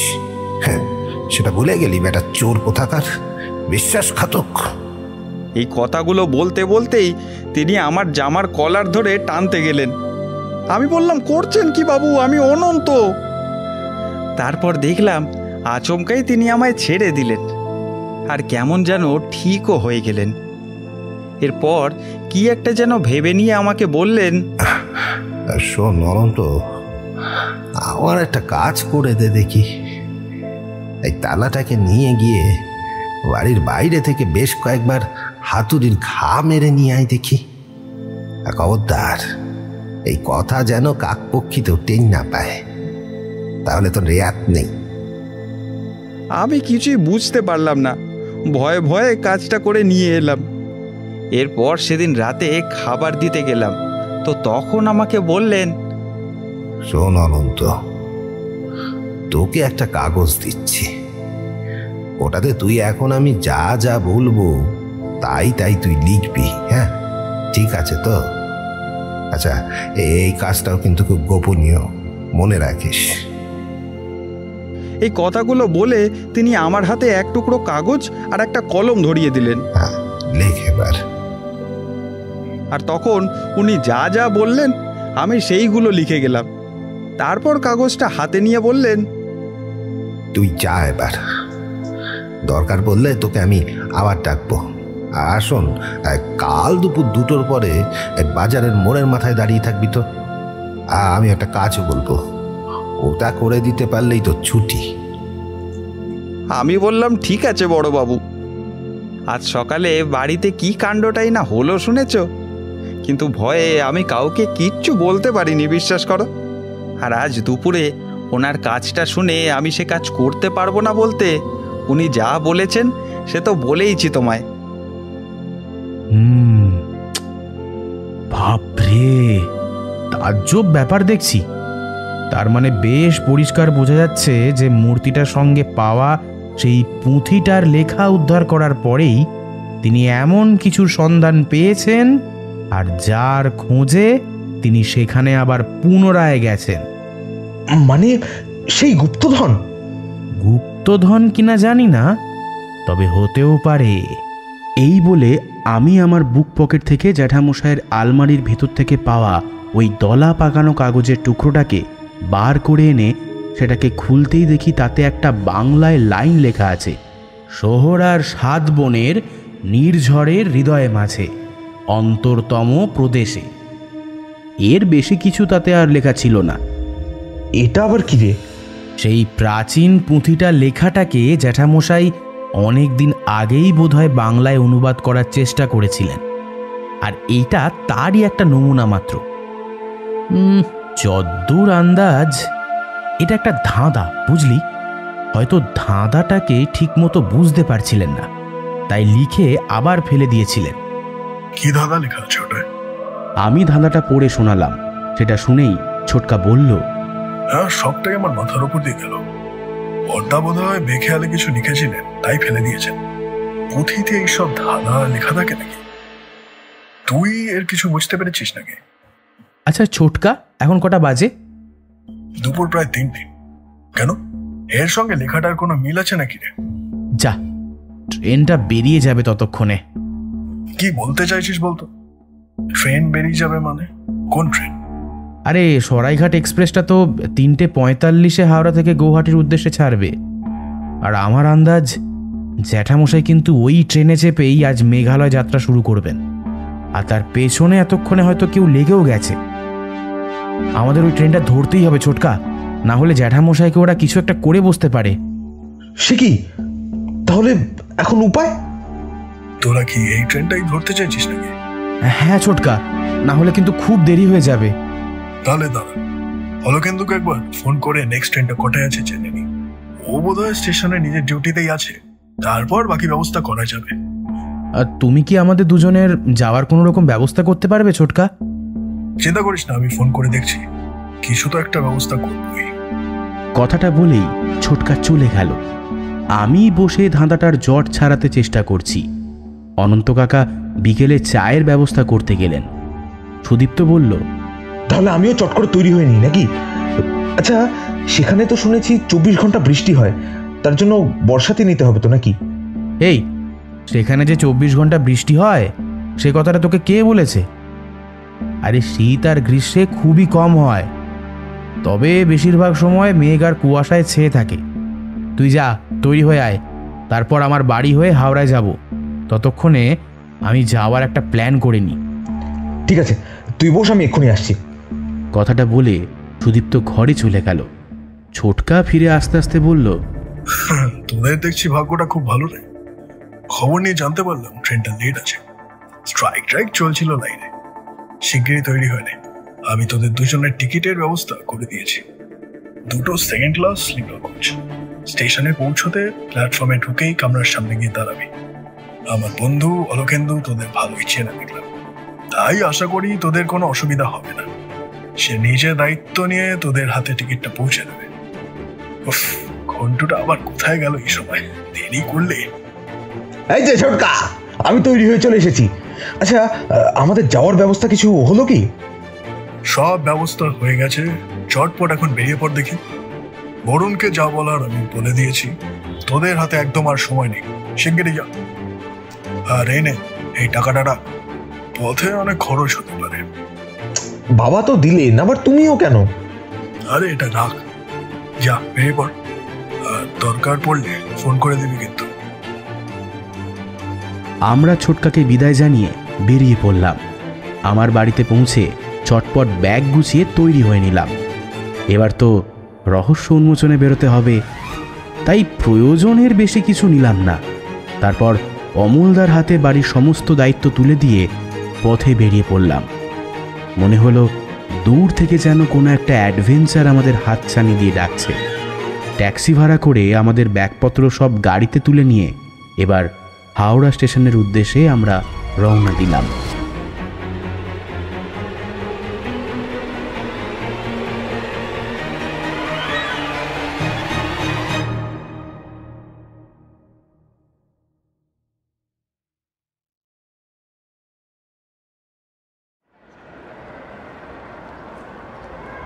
স্টেশন চত্বরে ঢুকেই ট্যাক্সি ভাড়া মিটিয়ে আমাদের ব্যাগপত্তর নিয়ে প্ল্যাটফর্মের দিকে হেঁটে যেতেই দেখি আমাদের ট্রেন প্রায় ছাড়বে বলে হুইসেল দিচ্ছে।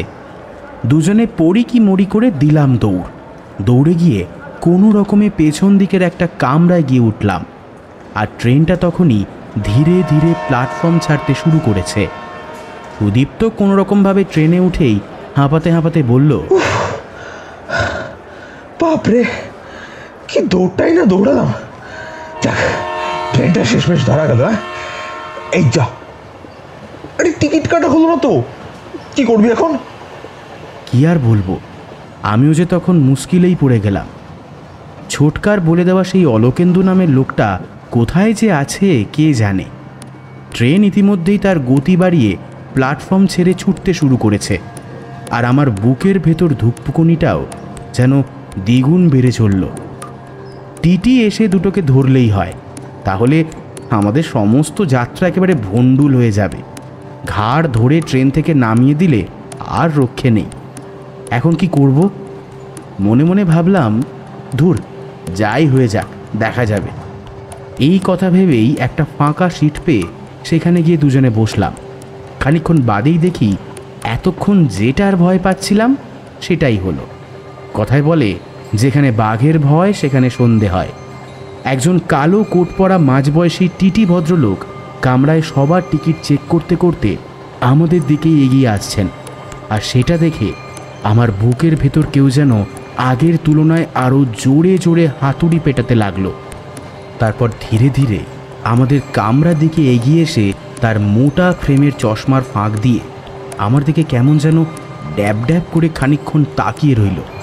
তারপর একটা মুচকি হাসি হেসে প্যাসেঞ্জার লিস্টটা দেখে নিয়ে বললেন, আচ্ছা, তোমার নাম কি বরুণ সেনগুপ্ত? আগে হ্যাঁ, কেন বলুন তো? যাক, তাহলে আন্দাজে ঠিক চিনতে পেরেছি। আমি অলোকেন্দু সোম, তোমাদের ছোট কাকার বন্ধু। তিনি ফোন করে তোমাদের গুয়াহাটি যাওয়ার দুটো টিকিটের কথা বলে দিয়েছিলেন। কিন্তু তোমাদের তো সেকেন্ড ক্লাসের টিকিট, এখানে কি করছো? আসলে কি বলুন তো, স্টেশনে পৌঁছতেই দেখি ট্রেনটা প্রায় ছেড়ে দিয়েছিল, তাই আর কি তড়িঘড়ি করে পেছনের কামরায় উঠে পড়েছি। ও আচ্ছা আচ্ছা, ঠিক আছে ঠিক আছে, আমি আসলে সামনের কামরায় তোমাদের খুঁজছিলাম। যাই হোক, শোনো, বর্ধমানের ট্রেন থামলে এই কামরা ছেড়ে 3টে কামরা বাদ দিয়ে পরেরটায় উঠে যাবে। এই যে তোমাদের টিকিট দুটো, সিট নাম্বার 64 আর 66। সেখানে গিয়ে নিজেদের সিট খুঁজে তোমরা বসে পড়বে, কেমন? এই কথা বলে উনি দুটো টিকিট আমাদের হাতে ধরিয়ে দিয়ে আমাদের আশেপাশে সিটে বসা বাকি লোকজনের টিকিটগুলো একটা একটা করে দেখে নিয়ে ভদ্রলোক চলে গেলেন। উফ, কি যে বলবো, দেহে যেন প্রাণ ফিরে এলো। মনে মনে ভাবলাম, এইবার আমাদের গৌহাটি পর্যন্ত যাওয়া কে আটকায়।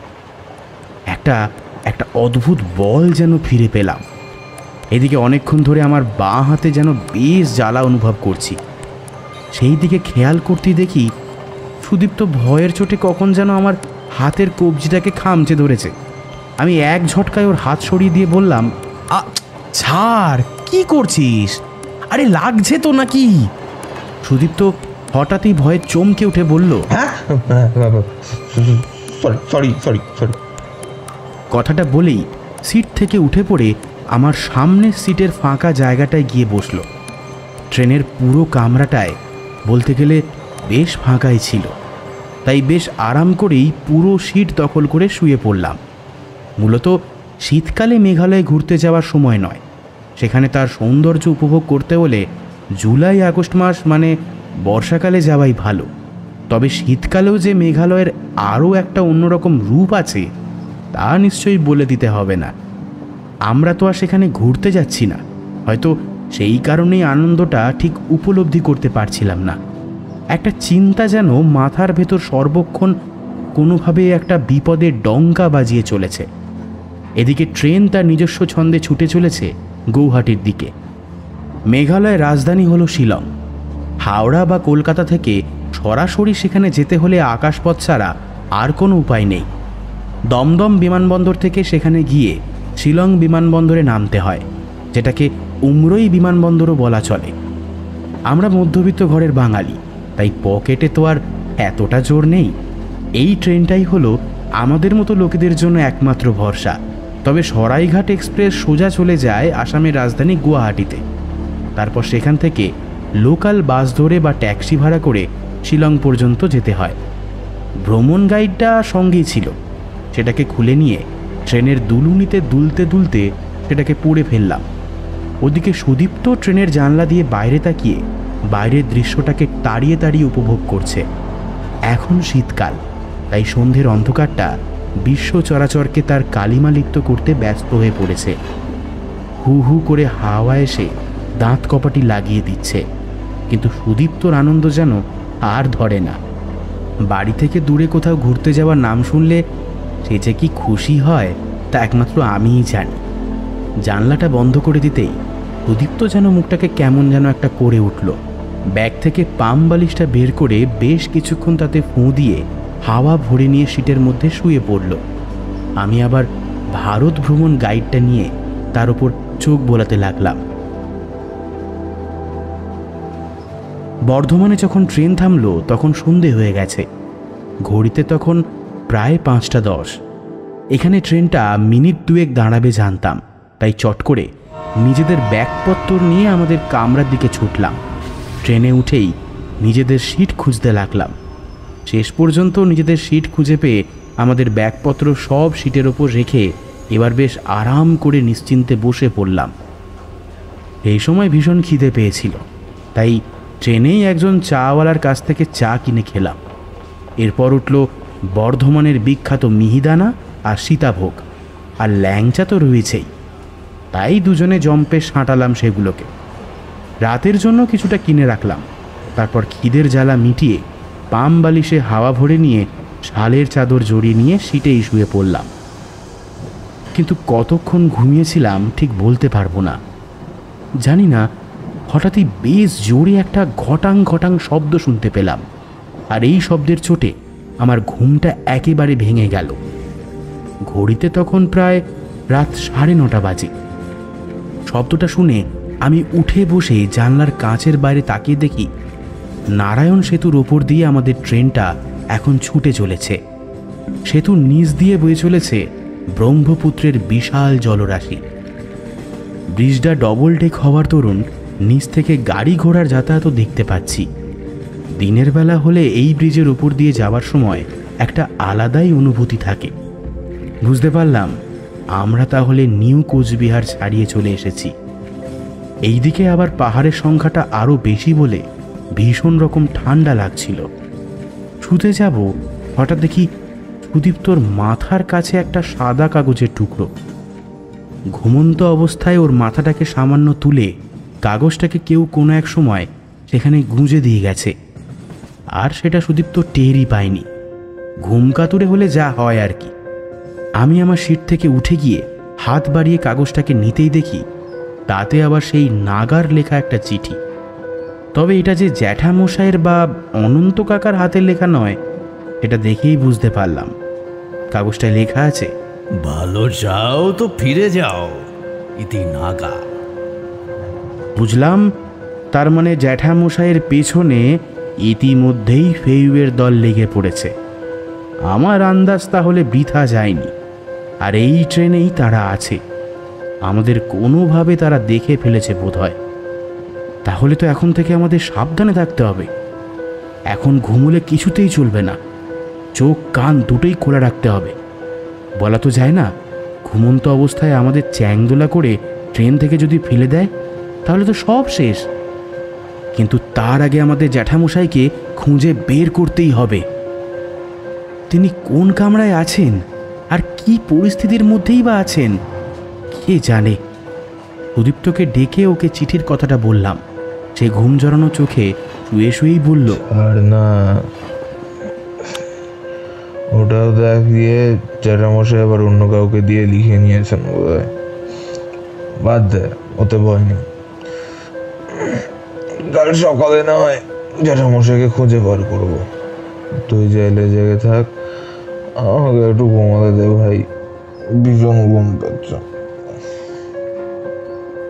কথাগুলো একটা না বলে সে আবার ব্ল্যাঙ্কেট গায়ে জড়িয়ে শুয়ে পড়ল। এদিকে চিন্তায় চিন্তায় আমার আর চোখে ঘুম এলো না। ভাবলাম এখন তাহলে কি করা যায়। কিছু সময় ভাবতেই চট করে একটা বুদ্ধি খেলে গেল। আমাদের সিটের আশেপাশে তেমন কাউকে চোখে পড়ল না। যারা ছিল তারা সবাই ঘুমে কাতর।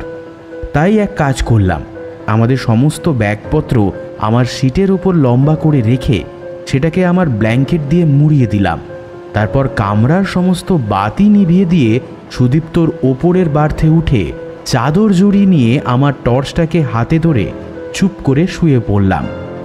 এবার কেবল একটাই কাজ, কান দুটো খাড়া করে জেগে থেকে অপেক্ষা করতে থাকা।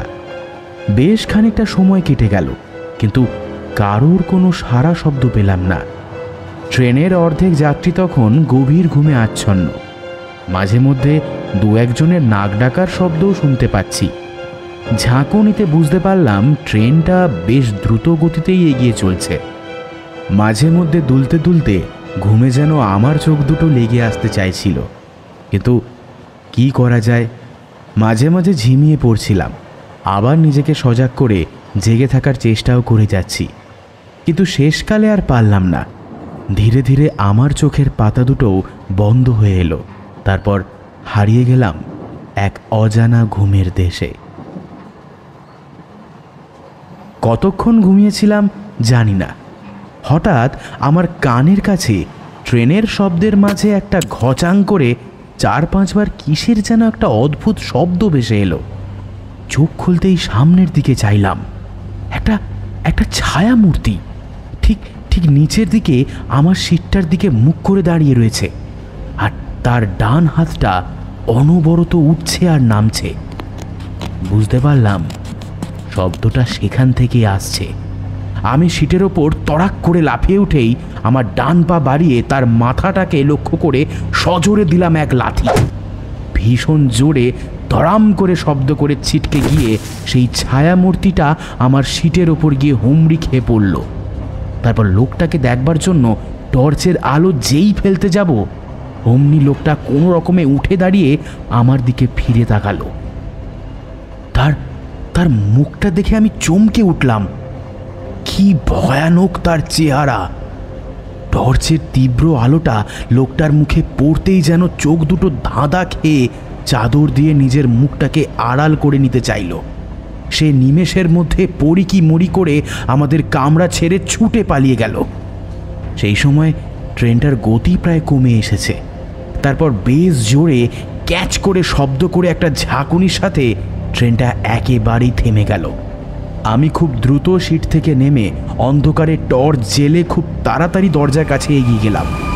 ট্রেনের দরজা খুলে বাইরের দিকে তাকিয়ে দেখি চারিদিক একেবারে কুয়াশায় অন্ধকারাচ্ছন্ন। টর্চের আলোটা এদিক ওদিক ফেলে মোটামুটি যা বুঝতে পারলাম, ট্রেনটা কোনো একটা অজানা পাহাড়ি জঙ্গলের মাঝখানে এসে থেমেছে।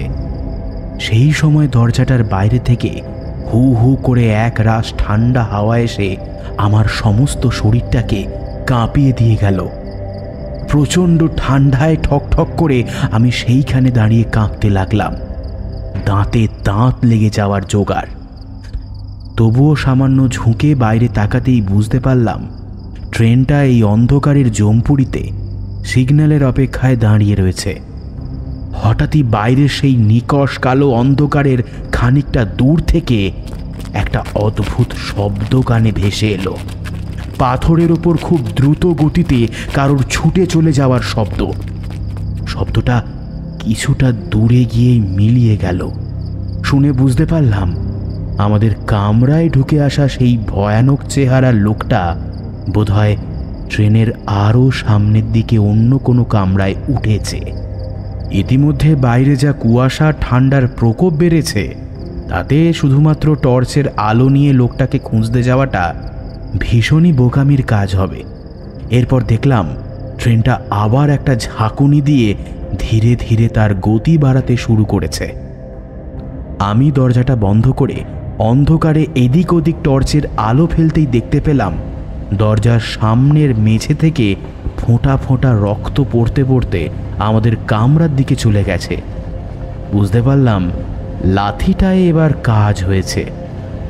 আমি আর কি করি, তখন কিছু আর না করে চুপচাপ ফিরে এলাম নিজের সিটে। সিটের সামনের মেঝেতেও দেখলাম বেশ খানিকটা রক্ত জমাট হয়ে পড়ে রয়েছে। তারপর কামরার আলো জ্বালিয়ে দেখলাম আমার সিটের আপার বার্থের ঝুলন্ত শিকলটায় খানিকটা রক্তের দাগ লেগে রয়েছে। বুঝতে পারলাম ওটাতেই লোকটা মাথায় বেশ ভারী গুঁতো খেয়েছে। আর এইদিকে যা দেখার অপেক্ষায় ছিলাম সেটাও দেখতে পেলাম। ঠিক সময় ব্যাপারটা বুঝতে পেরেছিলাম বলে ধারালো ছুরির কোপের হাত থেকে খুব বাঁচা বেঁচে গেছি। দেখলাম আমার ব্ল্যাঙ্কেটের মাঝ বরাবর সেই ধারালো ছুরির আঘাতে একটা বড় ফুটো হয়ে গেছে, আর আমার জামা কাপড়ের ব্যাগেও সেই একই রকম একটা ফুটো করে সেখান থেকে আমার বিছানার চাদরটা একটুখানি বেরিয়ে পড়েছে। সমস্ত কিছু আবার গুছিয়ে নিয়ে সিটটাকে ফাঁকা করে নিলাম। তারপর আমাদের কামরার আশেপাশে একবার ভালো করে দেখতে লাগলাম। খানিকটা নজর করতেই দেখতে পেলাম আমাদের সিটের ঠিক নিচেই সেই ধারালো ছুরিটা পড়ে রয়েছে। হাত বাড়িয়ে সেটাকে বার করে এনে দেখলাম ওটা কোনো রকম ছোটোখাটো ছুরি নয়, প্রায় 18 ইঞ্চির মতো লম্বা, আর মাঝ বরাবর সামান্য অংশ বাঁকানো আর বেশ চওড়া। ভালো করে দেখে বুঝতে পারলাম এটা একটা ব্রিটিশ আমলের কোনো গুর্খা কুকরি। জিনিসটা ওজনেও কিন্তু বেশ ভারী। অ্যান্টিক জিনিস বললেও এটাকে ভুল হবে না। সাধারণত এই কুকরি নেপালের গোর্খাদের হাতের প্রধান অস্ত্র। এর আবার একটা নিয়মও আছে, অস্ত্রটিকে যুদ্ধের সময় তার খাপ থেকে বার করলে তাকে রক্তের ছোঁয়া কিন্তু দিতেই হবে। তার হাতলটা বেশ পুরু একটা কাঠের নকশা করা, খোদাই করা রয়েছে তারিখটাও, সাল 1816। ঘুমে আমার চোখ জুড়িয়ে আসছিল, তাই আর ওটাকে নিয়ে বেশি ঘাঁটাঘাঁটি করলাম না। আমার ব্যাগের ভেতর ঢুকিয়ে বাতি নিভিয়ে আবার সিটে শুয়ে পড়লাম। হাত ঘড়িতে তখন সময়টা দেখলাম রাত 2:30। একটা দীর্ঘ নিঃশ্বাস ছেড়ে আমি পুনরায় হারিয়ে গেলাম ঘুমের দেশে।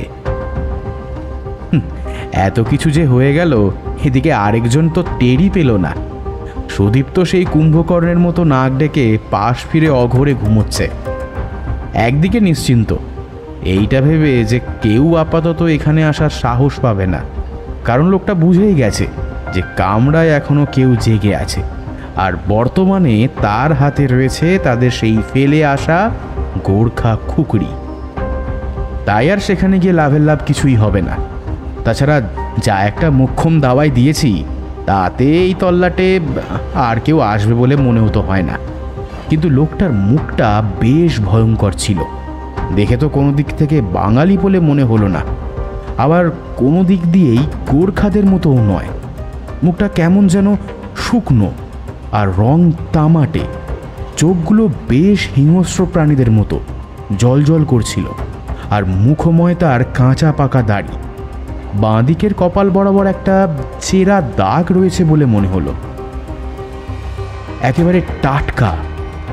আমার লাথির আঘাতটা যদি সে মনে রাখে তাহলে আমার এই চৌহদ্দির মধ্যে সে আজীবন আসবে বলে তো মনে হয় না। লোকটাকে দেখে আমার ভাড়াটে গুন্ডাই বলেই মনে হলো। রে যাই হোক, আর জেনে কাজ নেই, এবার একটু ঠাকুরের নাম করে ঘুমোনো যাক। এখনো অনেক রাত বাকি রয়েছে, মনে হচ্ছে খানিকটা নিশ্চিন্তে ঘুমোতে পারবো। সকালে অনেক কাজ বাকি।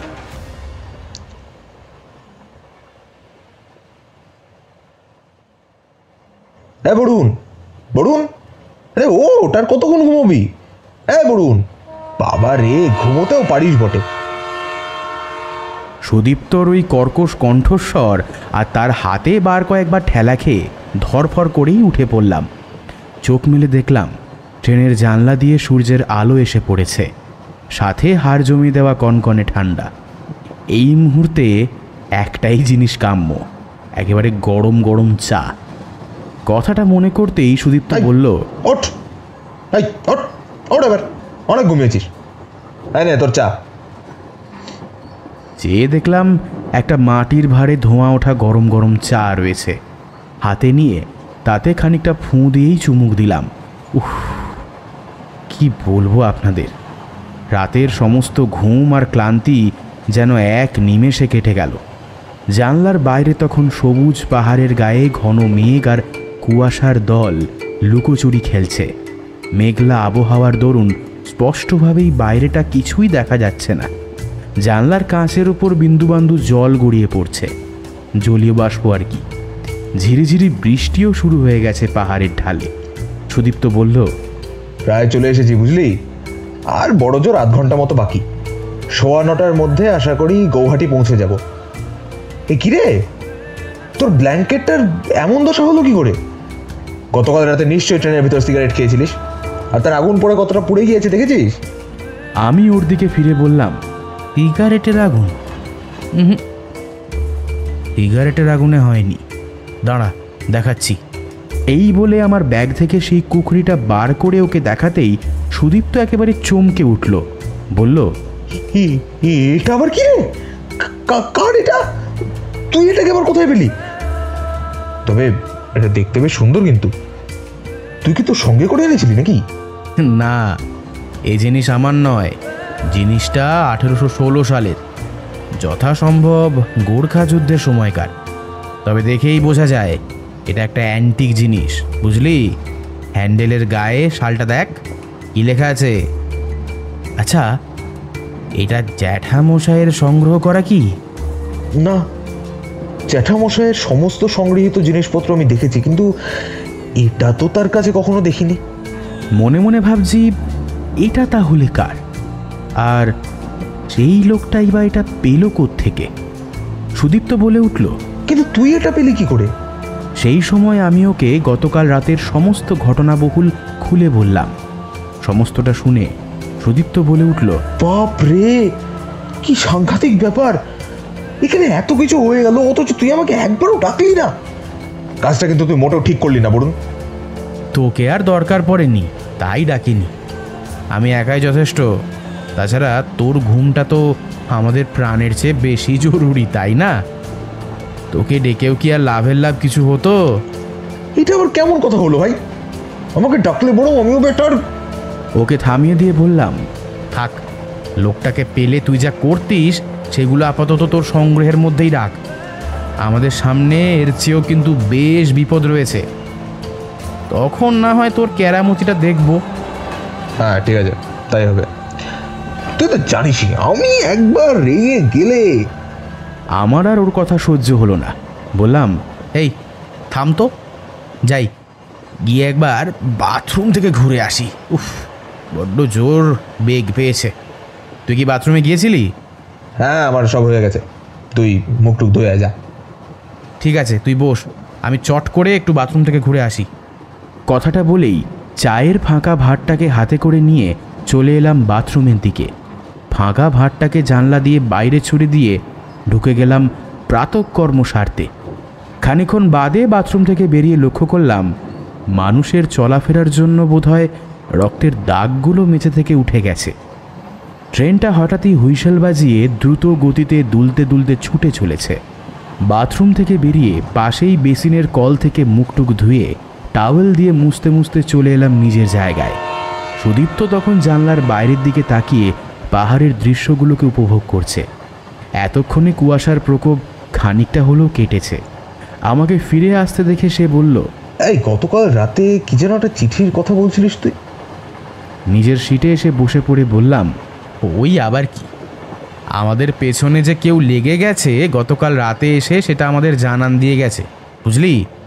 মানে ওটাই বলতে পারিস।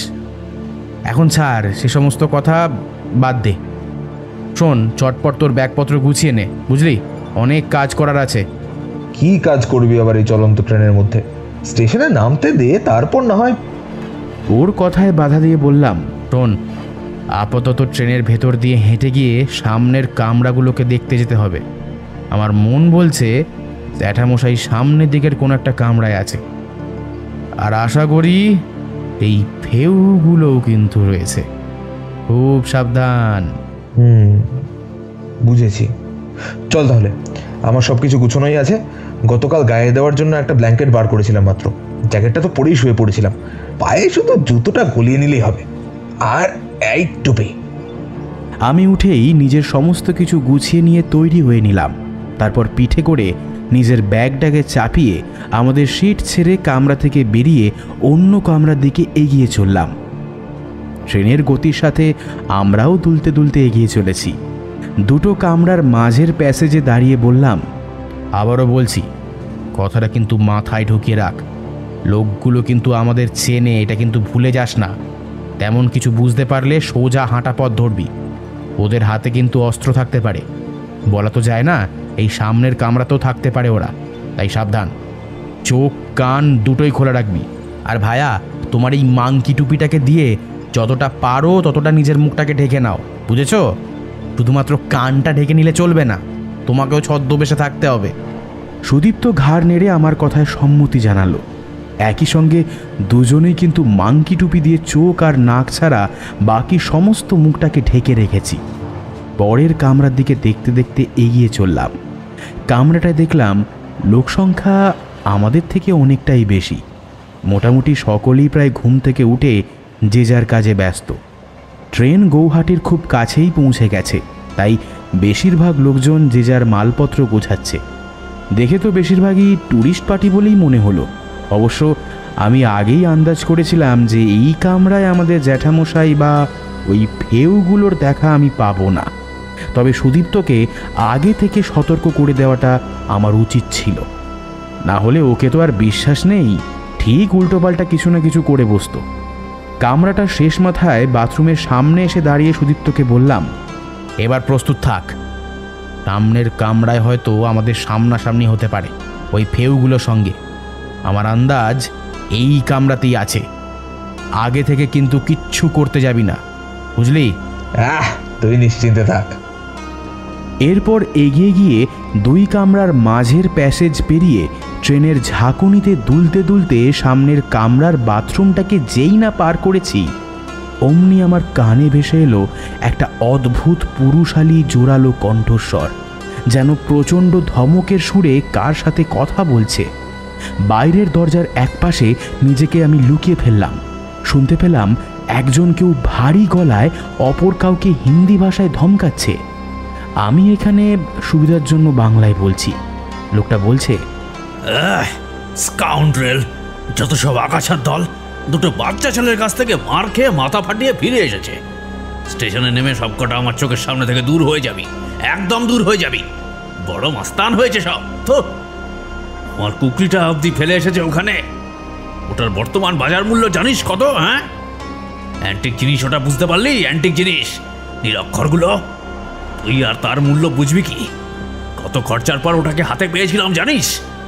যে করেই হোক ওটা আমার চাই চাই। আর এই বুড়োটাকে স্টেশনে নেমেই ট্যাক্সিতে তুলে আমাদের সোহরা বাজারের ডেরায় নিয়ে যাবি, বুঝলি? আমি পুলিশ বাজার থেকে একটা কাজ ছেড়ে তারপরে সেখানে ফিরবো, মনে রাখিস। প্রত্যুত্তরে আরেকজন মাঝবয়সী লোক যেন হিন্দিতেই বলল, ঠিক আছে হুজুর। বুঝতে পারলাম না, ভুল আমি করিনি। আমার আন্দাজ একেবারে ঠিক। আপাতত এখানে দাঁড়িয়েই ওদের ওপর নজর রাখতে হবে। কিন্তু ওদের মধ্যে কেউ যদি এর মধ্যে বাথরুমের দিকে আসে তাহলেই তো মুশকিল। হঠাৎই একটা জেদ চেপে গেল, যে আসবে আসুক, সঙ্গে তো আমার কুকরিটাও রয়েছে। সুযোগ পেলেই ব্যাগ থেকে বার করে একেবারে চালিয়ে দেব। কাল রাতের প্রতিশোধটাও তো এখনো বাকি রয়েছে, যা হবে দেখা যাবে।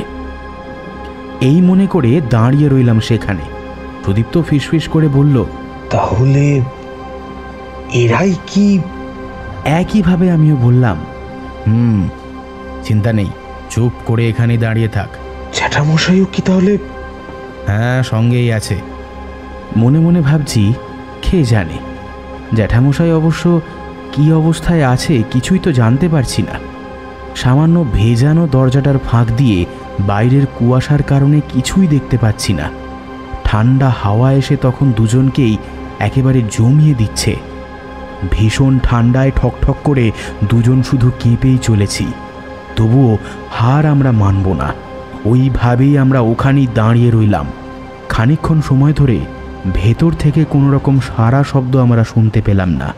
তারপর হঠাৎই জ্যাঠামশাইয়ের কণ্ঠস্বরে খুক খুক করে 3 বার কাশির শব্দ শুনতে পেলাম। আমার কান তখনই সজাগ হয়ে গেল। শুনতে পেলাম জ্যাঠামশাই ওদেরকে উদ্দেশ্য করে বলছে, কাজটা কিন্তু তুই মোটে ভালো করছিস না নারায়ণ।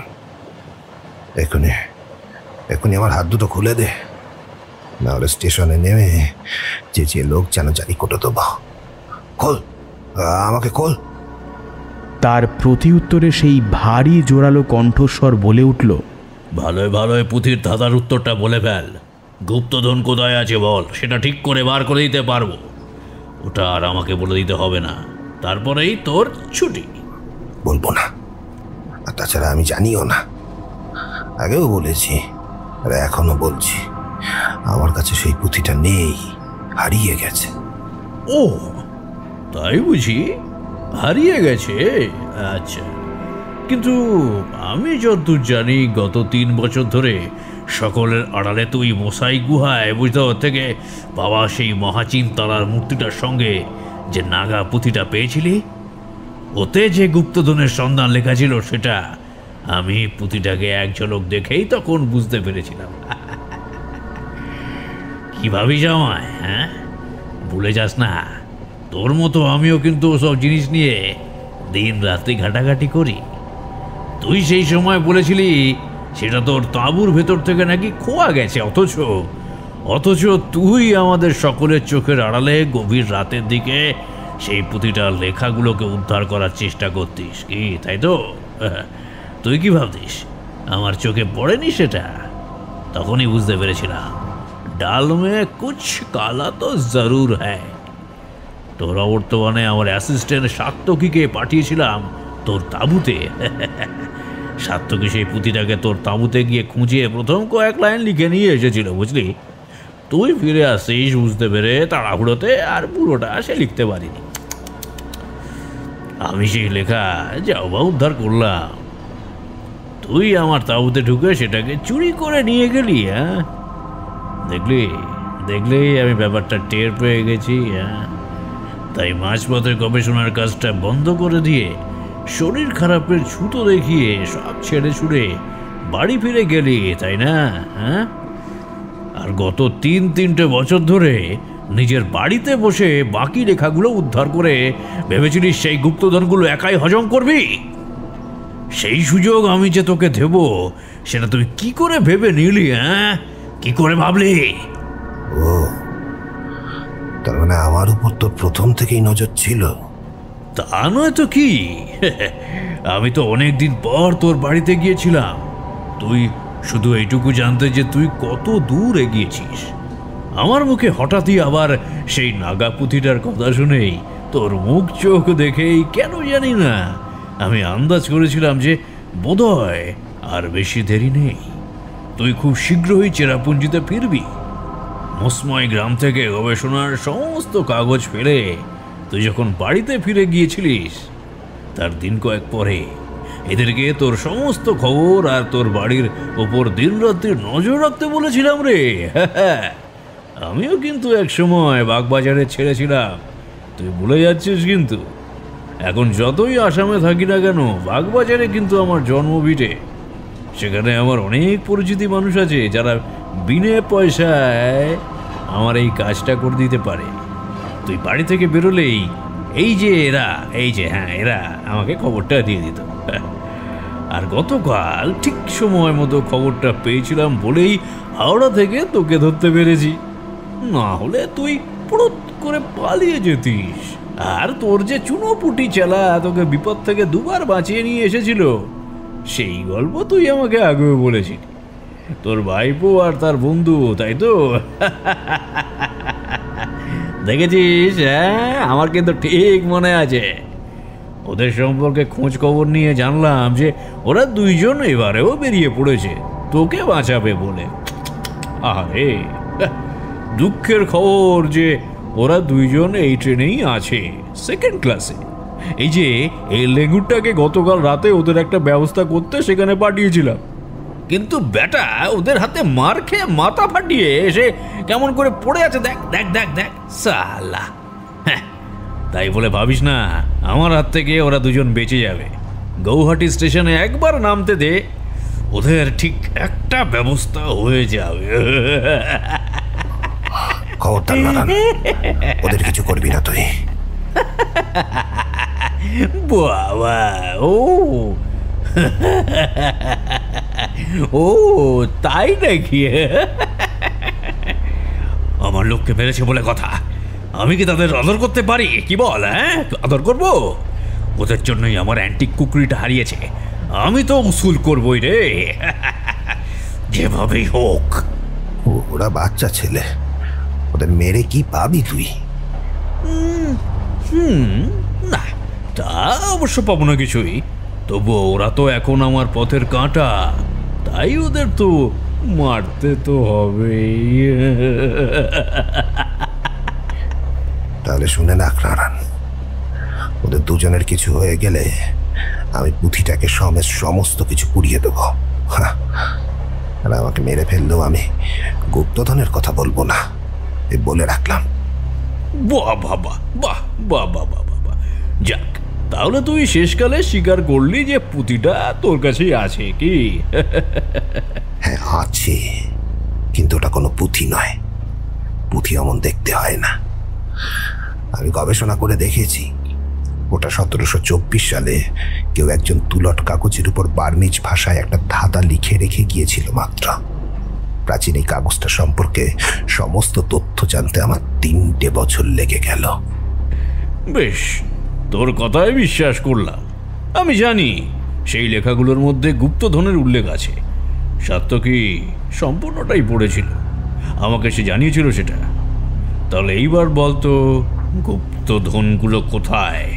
বলবো, কিন্তু আমাকেও সেখানে নিয়ে যেতে হবে, না হলে তুই একটা কানাকড়িও নিতে পারবি না। কাগজটা যা লেখা আছে তাতে গুপ্তধনের সাথে সাথে কোনো কিছু রাতে মৃত্যুর ভয়ও লেখা আছে। লেখাটার একেবারে নিচের দিকে বেশ কিছু সাংকেতিক চিহ্ন দেওয়া আছে, যার মানে আমি এখনো পর্যন্ত উদ্ধার করতে পারিনি। তবে এটা বেশ পরিষ্কার বুঝতে পেরেছি যে সেই সাংকেতিক চিহ্নগুলো মৃত্যুর দিকে ইশারা করে। তাই আমাকে তো সঙ্গে নিতেই হবে।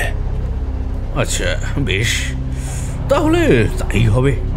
তোকে না হয় সঙ্গে করেই নিয়ে যাব। তুই এর জন্য অনেক খেটেছিস বন্ধু আমার, অনেক খেটেছিস। গুপ্তধনগুলো না পাস, অন্তত একবার চোখের দেখা তো দেখবি, না হলে মরে গিয়ে তোর আত্মা শান্তি পাবে না যে। আচ্ছা আচ্ছা, কি যেন দাদাটার প্রথম লাইনটা ছিল? হ্যাঁ, সোহরার 7 বোনের নির্ঝরের হৃদয় মাঝে অন্তরতম প্রদেশে। হ্যাঁ, এই বাকিটা কি বল? কথাটা শুনেই আমি চমকে উঠলাম। আরে, এ তো সেই ধাঁধাটা।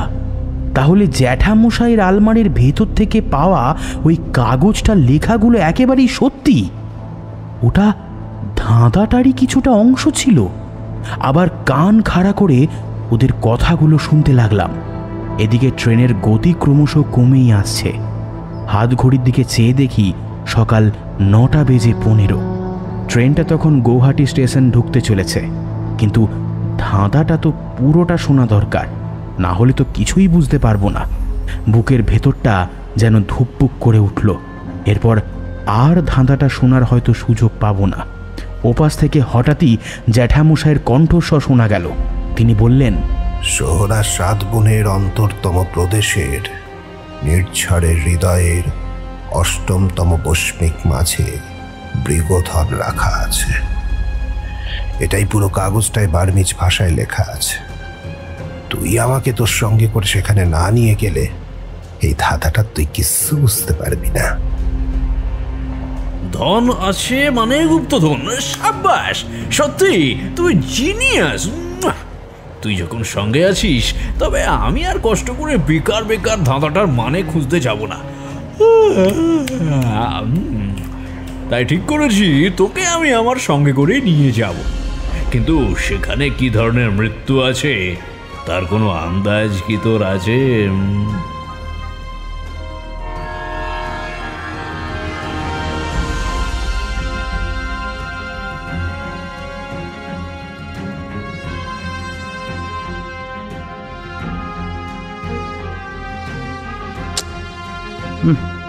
শেষ পর্যন্ত নারায়ণ গাঙ্গুলির হাতে জ্যাঠামশাই ঠিক ধরা পড়ে গেল। কিন্তু এটা কি শুনলাম, পুঁথির রহস্যে গুপ্তধনের সন্ধান? আদৌ কি সেখানে কোনো গুপ্তধন রয়েছে, নাকি সেখানে রয়েছে কোনো পৌরাণিক মায়াজাল? আমি আর সুদীপ্ত কি পারবো সেই রহস্যের সমাধান করতে? কি মনে হয় আপনাদের? তাহলে অবশ্যই কিন্তু সেই উত্তর পেতে হলে আপনাদের শুনতেই হবে মহাচিন্তারা রহস্য 2য় পর্ব। খুব শীঘ্রই ফিরছি। ধন্যবাদ, শুভরাত্রি, ভালো থাকবেন।